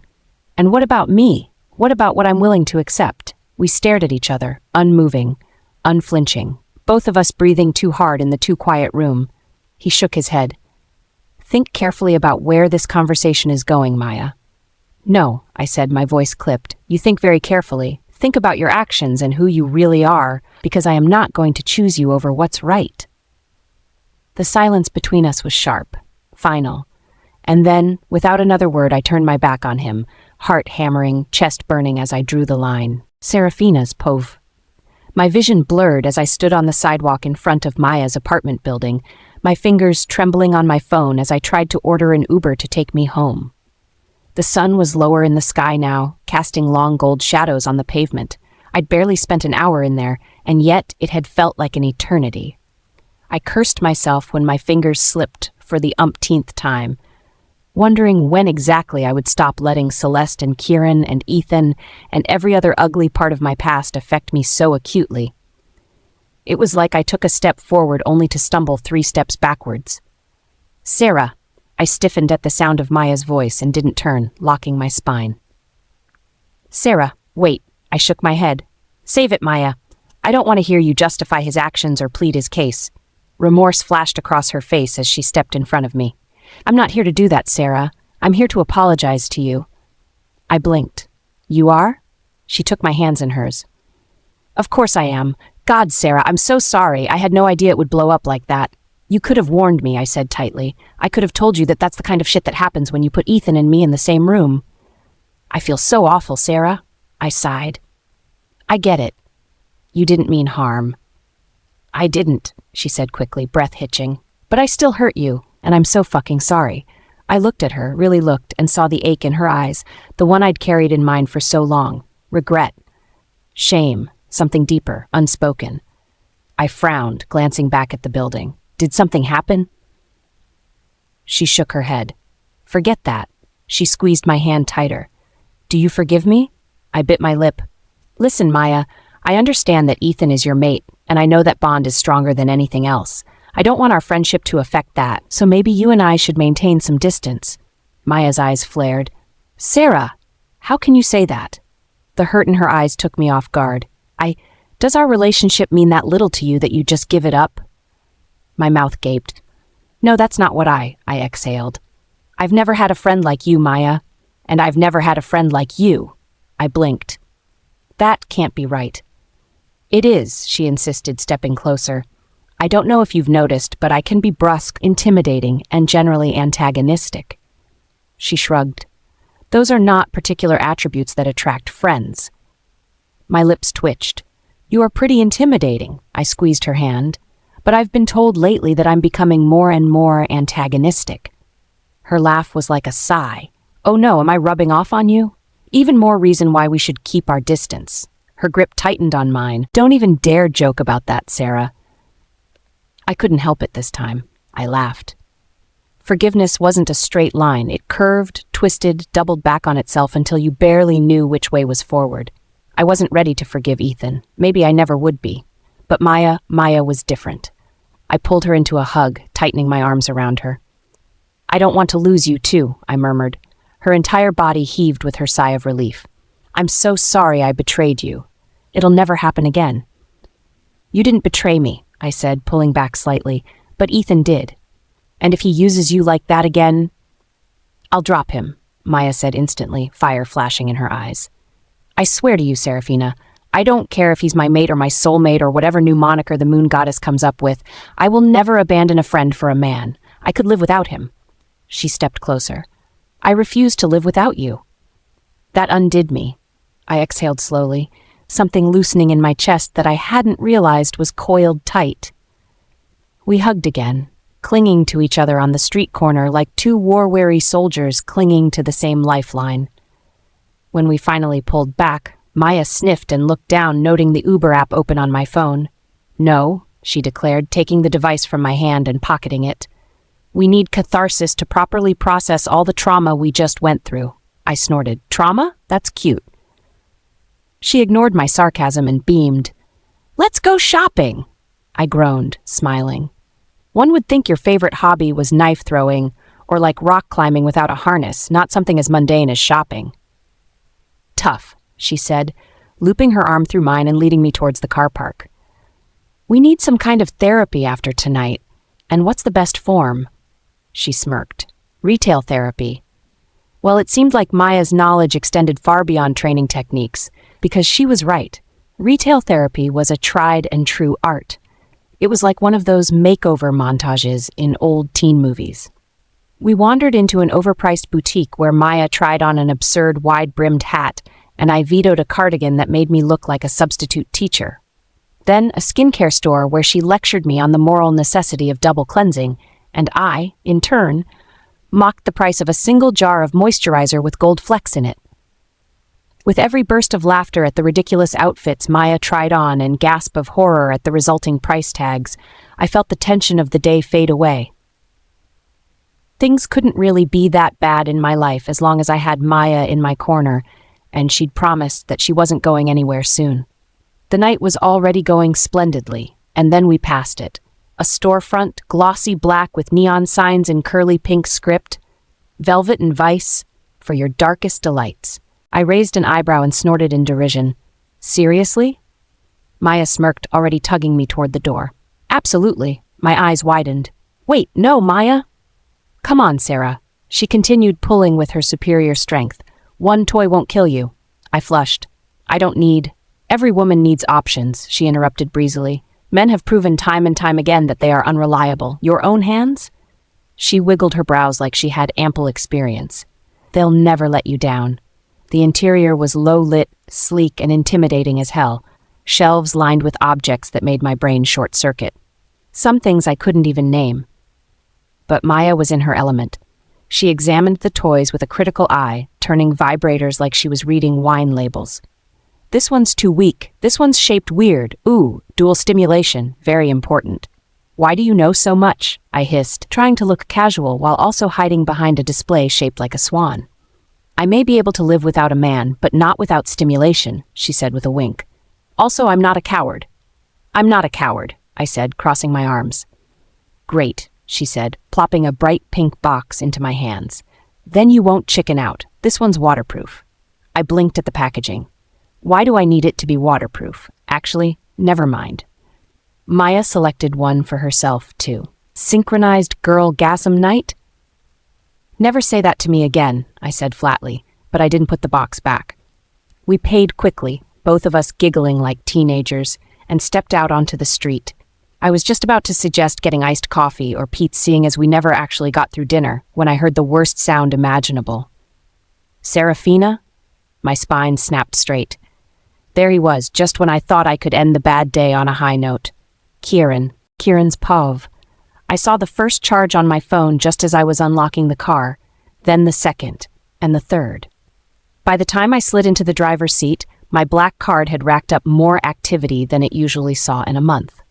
My phone kept vibrating as transaction notifications rolled in, one from a luxury boutique downtown, another from a high-end floral shop, then a long, confusing list of vendors ranging from party decorators to candle artisans.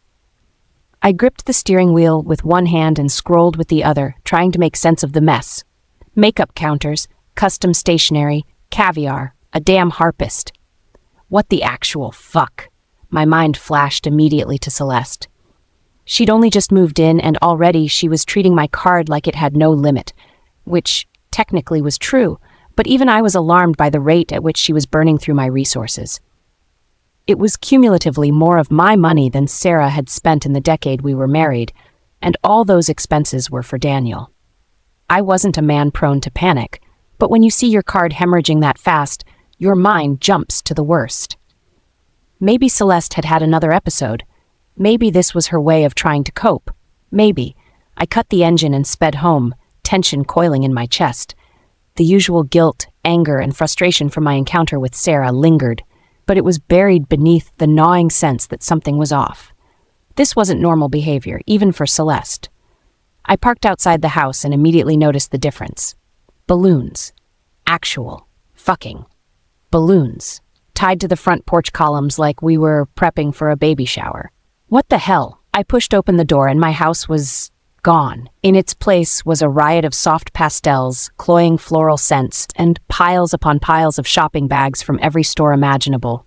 I had to step over a pink box labeled party favors just to get into the foyer. Celeste, I called out. In here, darling. I followed the voice, past more bags and shoe boxes and a suspicious number of throw pillows littering the hallway like breadcrumbs. My living room had been turned into what looked like the aftermath of a beauty pageant. Ribbons and fabrics draped from curtain rods. A giant, glittering sea balloon hovered near the ceiling like an ominous omen.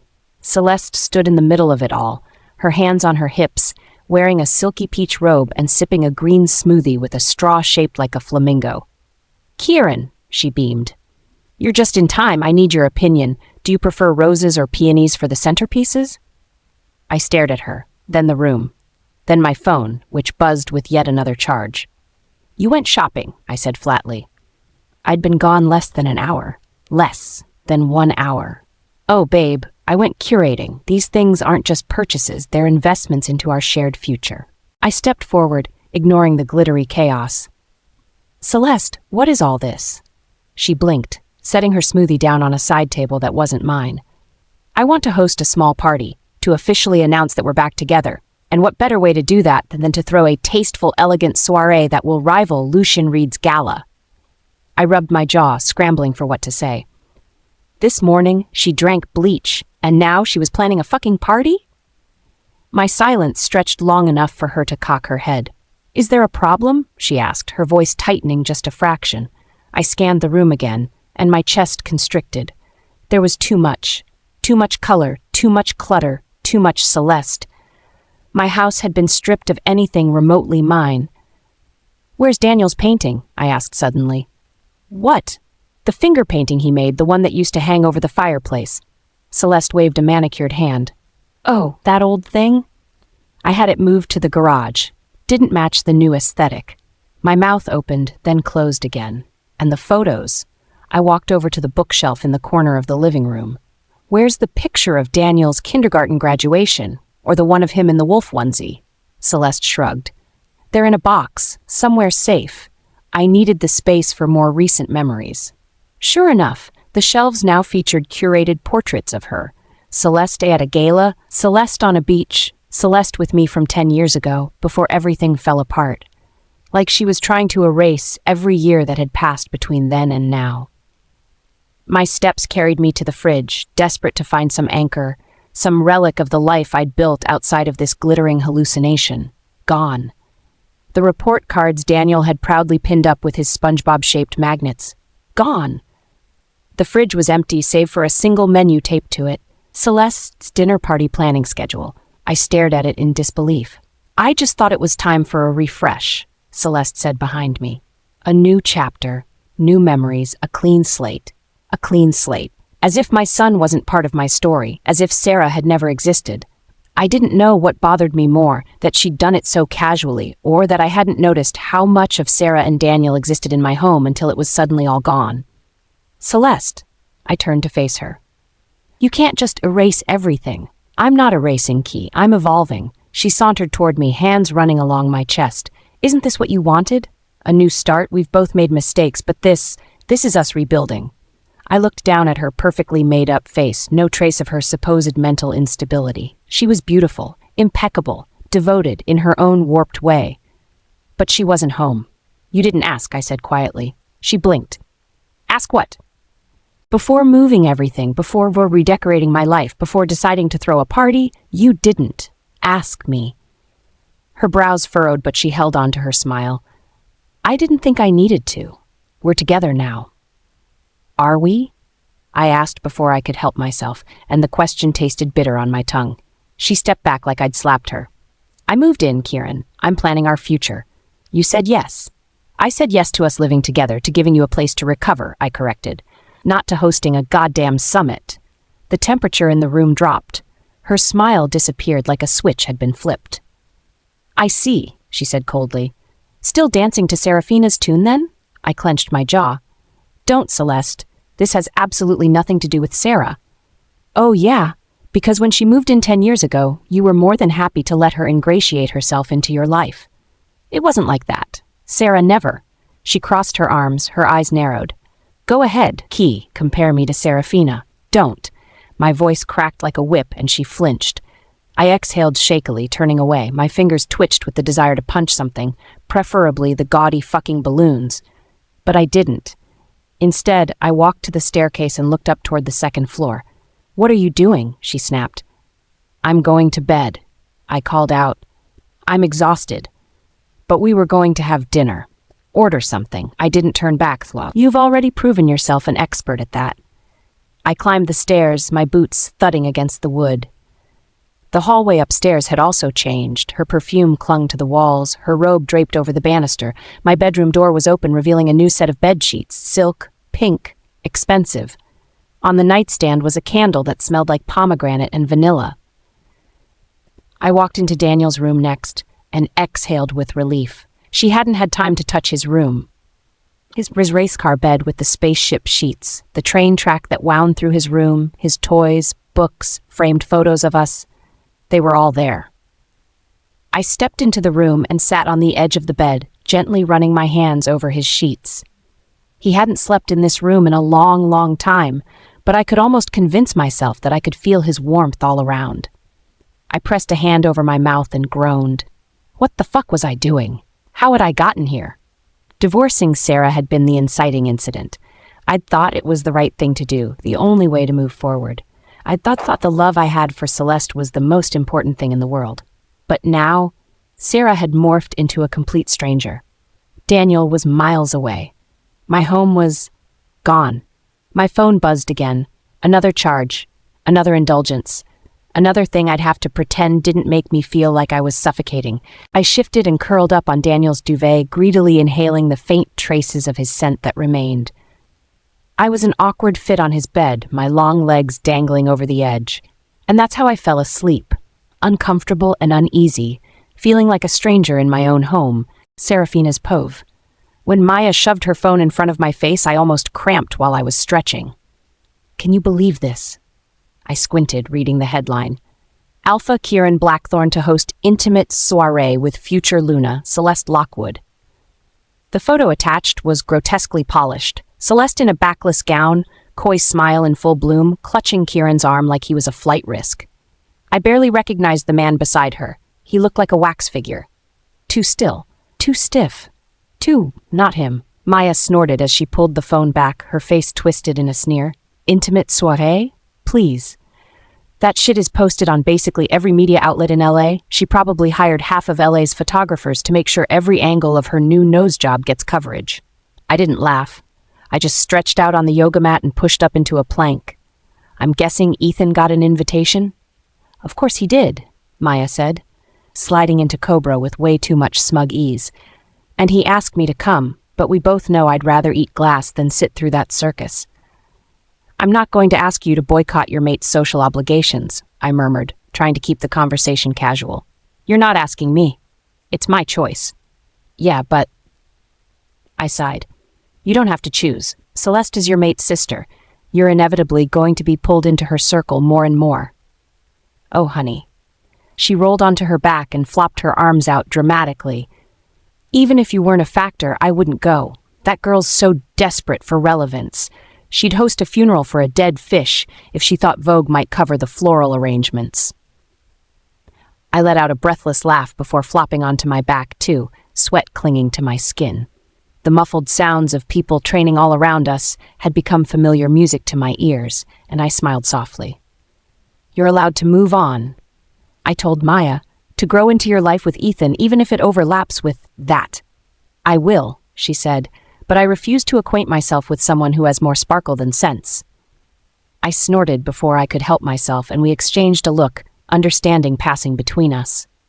Come on, Maya said, slapping my thigh as she sat up. Enough lazing around. Let's see if today's the day you can put me on my ass. I groaned, pushing myself up too. We both know today's not the day. She grinned. Ah, but you're so cute when you try. She wiggled her brows as I stood. Just pretend I'm a life-size blow-up doll of Celeste. I smirked, cracking my knuckles as Celeste's pretty vindictive face flashed before my leads. Okay, maybe today'll be the day. Today wasn't the day. I was curled up in the living room in the evening, a bag of frozen peas pressed to the shoulder I'd landed on when Maya had flipped me and pinned me to the floor. Twice. With everything that had been going on over the last couple of days, only one thing could cheer me up and distract me from my social media feed, which had been taken over by news of the most intimate soiree known to man and wolf kind. The video call crackled to life on my encrypted phone, and there he was, my boy, curled up on the bed, surrounded by the new plushies I'd sent him and a half-eaten apple in hand. Mom! My heart swelled instantly. Hey, sweetheart, is that dinner or a snack? Dinner was chicken and rice. The apple is dessert, he said with exaggerated maturity. Grandma says fruits are nature's candy. My eyes narrowed. Is Leona not letting you eat what you want? He waved his hand dismissively. It's cool. Grandpa always sneaks me chocolates and buys me ice cream when we go to the beach. I chuckled. Okay, good. Anyone restrict you over there and you let me know. okay? He smiled. Got it. So how are you? I asked. Actually, Mom, how are you? Oh, I glanced at the peas. I'm good. Just a slight scrape at training today. He shook his head.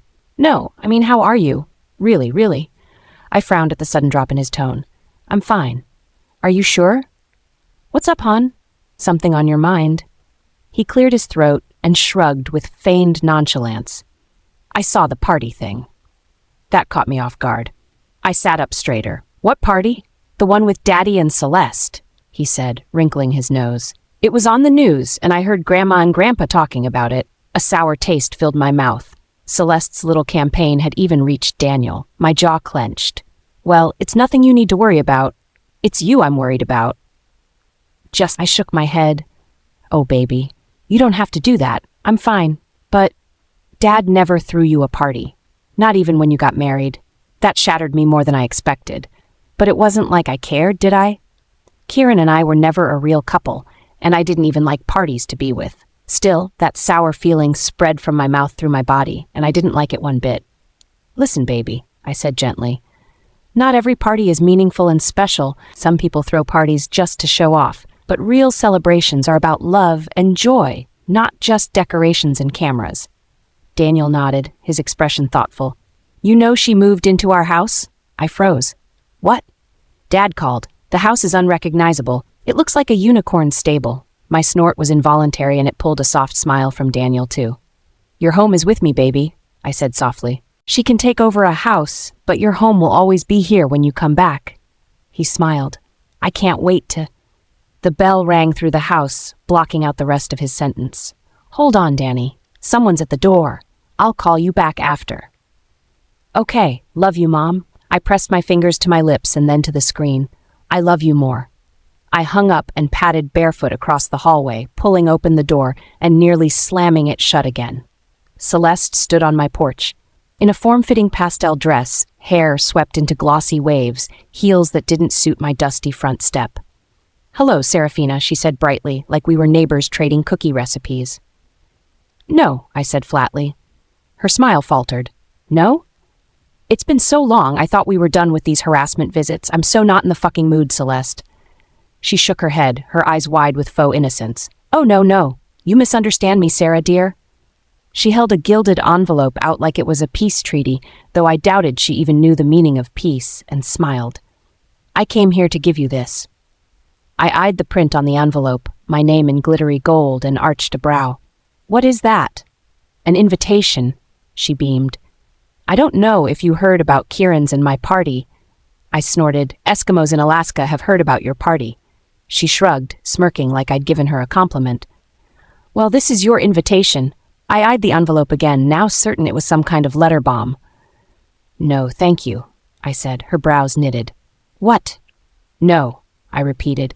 You don't get to come here with your envelope and pretend this is normal. You could have mailed it, or texted, or better yet, not invited me at all. I thought it would be a kind gesture, she said, stepping forward. I didn't move. You thought wrong. Her face tightened. Did Kieran already invite you? That stopped me cold. Excuse me? She scowled, the mask slipping for a breath. You two are so close, I wouldn't put it past him to go behind my back and invite you. For a moment, I stared at her, speechless. Their fucking drama just kept finding me, even when I was minding my business in my home. I shook my head. Bye, Celeste. She tried again, offering the envelope like it was a cursed gift. Well, since Kieran hasn't, I wanted to extend the invitation personally. We'd love to have you there. I'm declining. Personally. I took the envelope, held it for a second, then dropped it into the potted fern beside the door. I'd hate to be there. Celeste's jaw twitched, her eyes hardening in that familiar icy look of hatred. Good night, Celeste. I stepped back and shut the door in her face, locking it twice. I sagged against it, breath catching in my throat, but I refused to dwell on it. Screw Celeste and whatever mind game she was playing now. I was about to call Daniel back and restore some semblance of the peace and joy I'd been feeling, but before I could, my phone buzzed with a new call from an unknown number. I swiped hesitantly. Hello? There was a soft gasp and then, hello? Serafina, dear? My grip on the phone tightened as ice slithered down my spine. Mom. Serafina's Pove. I should have hung up right there and then, as soon as I heard her voice. I shouldn't have let her join the chorus of family members that simply wouldn't let me be. But then her voice cracked as she said, "Sarah, please don't hang up." I exhaled, dropping onto one of the chairs in the foyer, the same one Kieran had sat on while I treated his injury. "I'm not hanging up," I said, my voice tight. "What do you want?" She took a shaky breath. "I just wanted to check up on you, dear. How are things, with your injury and training and—" My incredulous snort cut her off, and I could hear the frown in her voice when she asked, "Is something funny, dear?" I nodded, even though she couldn't see me. "Yeah, you are, Margaret. You're hilarious." I heard her sharp intake of breath. "Mom," she corrected softly. I snorted again. "Margaret?" I insisted. "You spent 10 years pretending I didn't exist, only calling me after that to tell me about Dad's accident and to confirm my divorce. And now what?" I chuckled bitterly. "You want to know how I am?" "Sarah, I care about you." "No, Margaret, you don't. Fuck. Why are you and Ethan so hell-bent on gaslighting me into thinking the last 10 years didn't happen? You think cinnamon raspberry scones, which by the way are Celeste's favorites, not mine, are going to heal decade-old wounds?" There was a thick, guilty silence, and I braced for another weepy apology. But then my mother said, "Speaking of Celeste," my jaw dropped, slammed against the fucking floor. "Are you kidding me right now?" I asked. "Please, tell me this is some fucking joke." "Celeste is still your sister," Margaret said softly, and the sound of that voice alone felt like nails dragged along the inside of my skull. "She's reaching out, Sarah, inviting you to her party. Don't you think that counts for something?" I pinched the bridge of my nose. "You're all the same, you and Ethan. You don't really care about me. The only thing that truly matters to you is your precious fucking Celeste." "Sarah, don't ever call me again." "Sarah, wait, there's something else." I paused, my finger hovering over the red button. "What?" I hissed. "You want to plead Kieran's case too?" Margaret sighed like she was the victim here, like she was the one constantly being disappointed and hurt by her so-called family. "Your father, before he passed, he asked me to try, to bring the family back together." I stiffen. "My father," I say slowly, "the man who declared that I was no daughter of his?" "He made me promise, said he didn't want to leave the world with his daughters divided." Silence settles like dust between us. Heavy, unwanted. I didn't trust her, wouldn't ever forget how easily she let Celeste become the family's golden girl, while I was discarded like an inconvenient shadow. But she said his name, and though he was the one who hurt me the most, somehow, his absence hurt even more. "I'll think about it," I said finally, my voice flat. It wasn't a yes, but not a no either. "Oh, Sarah, that's all I ask. Maybe we can all—" I ended the call before she could start planning tea parties for me and Celeste. I lay back in the seat, exhaling deeply. I didn't know whether to feel angry that there was yet another person who'd wronged me and was pretending to be nice to me for Celeste's sake, or that I'd been basically guilt-tripped into actually considering patching things up with Celeste. My family sucked. A huff of exasperation slipped out of my mouth when I heard a knock on my door. Was it time for the third round? Kieran or Ethan, who would my unlucky ass get now? But I opened the door and all my anger and ire faded away from me when Lucien smiled. "Hey," I greeted. He chuckled when he took in the surprise on my face. "You forgot, didn't you?" I cocked my head. "Forgot what?" He pointed up, and realization dawned on me at the sight of the full moon. "Oh!" After the first run together, Lucien had promised to run with me every full moon afterward until I got my wolf, like our own little tradition. The fact that he'd actually shown up warmed my heart. "Go on," he said, leaning against the doorframe. "Get dressed, I'll be waiting for you." That evening, despite the full glowing moon, the forest felt darker than usual, the trees whispering with every breeze that slipped through the branches. My body moved automatically, the rhythm of my run grounding me, a welcome distraction from the tangle of thoughts clawing through my skull. Beside me, Lucien kept pace easily. His breath was steady, his strides fluid. He was always like this, calm but not complacent, quiet but always aware. "You're distracted," he said without looking at me. "I'm always distracted," I replied, ducking under a low branch. "But this feels like more than just your usual brooding vibe." I snorted. "I didn't realize I had a vibe." "You do," he replied dryly. "It's tragic and solemn, with a hint of elegance and defiance. I laughed despite myself, my breath catching in my chest. My mother called. He glanced at me. First time in a while, I finished. She didn't call for me, of course. She was advocating for Celeste, like everyone else. Lucian's jaw tightened. Of course. And apparently it was my father's dying wish to see the family back together. Lucian slowed slightly, just enough to let me set the pace. That sounds manipulative. Oh, it is, I admitted, but it's also complicated. We didn't speak for a few minutes. The only sounds were the crunch of pine needles beneath our feet and the hush of wind threading through the trees. Then Lucian said, "If you do go to Kieran and Celeste's party, you don't have to go alone." I blinked, caught off guard. "Are you offering to be my emotional support, Wolf?" "I'm offering to be your sword, Sarah. If you want to walk into the belly of that glitter-drenched beast, I'll be right there beside you. I'm pretty sure Maya will want a piece, too." The sincerity in his voice rooted me in place. Lucian constantly proved himself steadfast in ways I never asked for, loyal when I didn't think I deserved it. But now, as I looked at him under the fractured light of dusk, I realized just how much I had come to rely on him. "Thank you," I said, my voice quieter than before. "Really." He shrugged, but there was warmth in his eyes. "Besides, someone needs to keep you from throwing a punch when Celeste inevitably tries to crown herself on the dance floor." I smiled, then burst into a full laugh. "Don't tempt me." By the time we returned home, my muscles were warm, lungs clear, but my mind was still at war. I made tea, and Lucian helped himself to the fruit bowl like he lived here. I didn't mind how comfortable he was in my space. "Do you think I'm making a mistake?" I asked, sitting on a stool opposite the island, hands curled around my mug. Lucian peeled an orange with deliberate fingers. "For considering going?" I nodded. "A party where Celeste and Kieran celebrated their love. I was better off sticking my finger into an electrical outlet." "No," he said.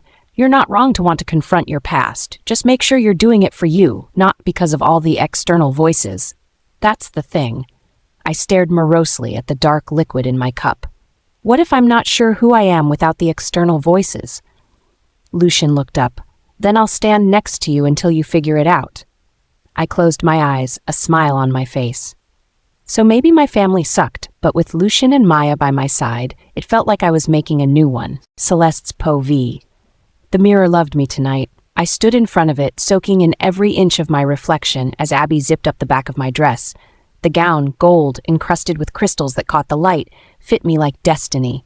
Not a wrinkle out of place, not a single flaw in sight, 100 times better than the stupid dress Sarah wore to the gala. "I look like a goddess," I declared. "You are a goddess." Emma grinned, adjusting one of the gold cuffs on my wrist. "Kieran's going to choke on his own tongue when he sees you." I laughed, the sound light and effortless.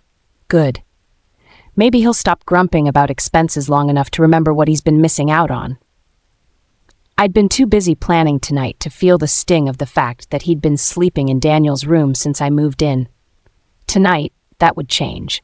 He would see me and remember what I meant to him. Tonight, finally, we would be together in all the ways I'd spent 10 years dreaming of. Abby stepped back, her eyes gleaming. "All of LA's elite wolves will see you tonight. No one can deny who you are after this. Kieran's Luna. I'd waited long enough." Played the patient, grieving fool while Sarah stomped around like a tragic shadow.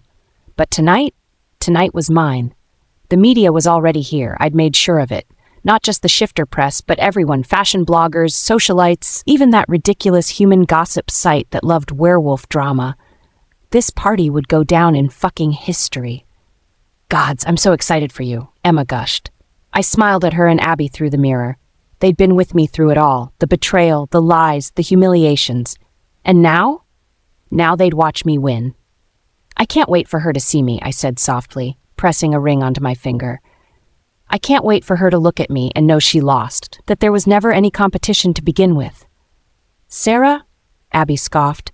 "That little hermit? She wouldn't dare show her face." I shook my head. "I invited her personally." "Why would you do that?" Emma asked. "Because I want her here," I said, turning to face them. "I want her to see this," I waved around the room, "and know she can never have it back. It's all mine now." I just hope Mom managed to guilt trip her into accepting my invitation. None of this would matter if Sarah weren't here for me to flaunt my victory. Ooh, Abby giggled. She's going to be so green with envy. She nudged Emma. There's a man-made lake in the garden if you're feeling pushy tonight, too. The three of us erupted into fits of giggles at the mental image of Sarah, soaked and shivering. Let me know when you want to do it so I can get a camera crew out there. I'm pissed I don't have any memories of the first one. We spent the next couple of minutes daydreaming about all the ways we could humiliate my man-stealing sister. I really hoped she would come tonight, even if she didn't end up drenched in a lake or having a whole tray of hors d'oeuvres dumped on her. I just needed to see the look of defeat in her eyes. You ready to show them who runs this pack now? Abby asked when we'd composed ourselves. I smiled, letting the fire in my chest flare. More than ready. Serafina's pove. The second I stepped inside the ballroom, my senses were assaulted. Gold. Everywhere. Walls draped in satin, chandeliers dripping with crystals, gold-tinted white roses spilling out of marble urns like the set of an overproduced wedding. It smelled like expensive perfume, burning candles, and desperation. Maya made a face beside me. Did Versailles throw up in here? Lucian snorted, quietly taking in the room from just behind us. We're supposed to be impressed, I think. Are you? I asked. Deeply, he replied dryly. By how much tacky wealth can fit into one venue, Celeste is truly an artist. I couldn't lie. Part of me had braced for this. Celeste didn't know the meaning of restraint. But this was worse than I'd imagined. And the saddest part? I knew in my bones that Kieran hadn't planned a single detail. For all his wealth, he was as minimalistic as they came, prizing functionality and comfort over gaudiness and performative luxury. This was Celeste's parade, funded by Kieran's pocket, of course, and she was dragging his name behind her like a prize ribbon. I took a slow breath and steadied myself. My black dress was simple yet elegant, fitted at the waist and flowing to the floor. Maya's dress was something sleek and emerald green, with a high slit and a smirk to match. We looked nothing like the women here, the ones in overdone curls and gowns that screamed designer labels. I was fine with that. If I spent tonight without anyone so much as glancing my way, I would consider it a victory. Eyes on us, Maya murmured. Left. Far wall. Well, I should have known it was too much to hope. I didn't turn. I didn't need to. I could feel them, whispers curling through the crowd like smoke. Some recognized me. Some were just guessing. But they all watched. Most knew the story already, at least the one Celeste had meticulously constructed. Kieran was hers. I stole Kieran. Kieran came to his senses. He was hers again, and this time she had no intentions of letting him go. Lucian moved slightly closer, his presence solid at my side. Still want to stay? I nodded once. None of them matter, not really. Good, Maya muttered. You keep that chin up, girl, and the second you've had enough, say the word and we'll go get McDonald's and a shit ton of alcohol. I shot her a grateful smile. Look who crawled out of hiding. The voice was nasal and unmistakable. Emma. I turned slowly, schooling my expression into something neutral. She stood just a few feet away, flanked by Abby and one of Celeste's other friends, Davina. The trio looked like shiny bridesmaids in their matching silver dresses. I was willing to bet anything that Celeste's dress was gold. Oh, don't let us interrupt, Emma cooed, tilting her head like a curious vulture. We just wanted to see for ourselves. You know, if the tragic little wallflower actually had the nerve to show her face in public. Lucian raised a brow, clearly unimpressed. If this is how you greet guests, no wonder the coat check line is empty. Abby ignored him. You've got nerve, showing up after everything. I was invited, I replied calmly. By Celeste, Emma jumped in. Out of pity. Pity, Maya repeated, dry as dust. That's what this is? She waved a hand at the gold-drenched room. Because it's giving a low-rent award show with a sugar daddy budget. Abby's eyes narrowed. At least she doesn't show up to events looking like a funeral date. It's called elegance, Maya replied without missing a beat, though I wouldn't expect your second-place trophy-looking ass to recognize it. I snorted. You always did think you were better than everyone, Emma hissed, turning her venomous glare on Maya. She was definitely still bitter about Ethan. I don't think, Maya smirked. I know, sweetie. Emma took a step forward and Maya raised a brow, unflinching. What? What are you going to do? She stretched her hand out. You gonna drag me outside and find a body of water to throw me into? You bitch. Davina placed a hand on Emma's arm, pulling her back. Cool it, Em. It was comical to see them try to compose themselves, and then, the focus back on me, Abby said, just remember you're only here because Celeste allowed it. You don't belong anymore. I would rather bathe with acid than belong inside Celeste's ego with a glitter filter. That landed. Emma's mouth opened, then shut. Abby looked like she wanted to lunge. Come on, she finally spat. Let's not waste time on rejects. The three of them flounced away in a flurry of glitter and cattiness, heels clicking like war drums on the polished floor. Bye, girls, Maya called out after them in a sing-song voice. We should do this again sometime. Davina had to grip Emma to keep her from turning back, and Maya and I snorted. Lucian leaned in, murmuring, Well handled. That was the most entertaining shit I've seen in a while. Something tells me that's the mildest altercation we'll have tonight, I chuckled. Maya cracked her knuckles. That was stretching. I'm ready for Celeste now. Easy, Tiger, I said, accepting the champagne flutes a passing waiter gave us. We'd barely clinked glasses when a shift rippled through the room. A sharp crash sounded from somewhere at the back of the room, glass on tile, followed by the startled hush of nearby guests.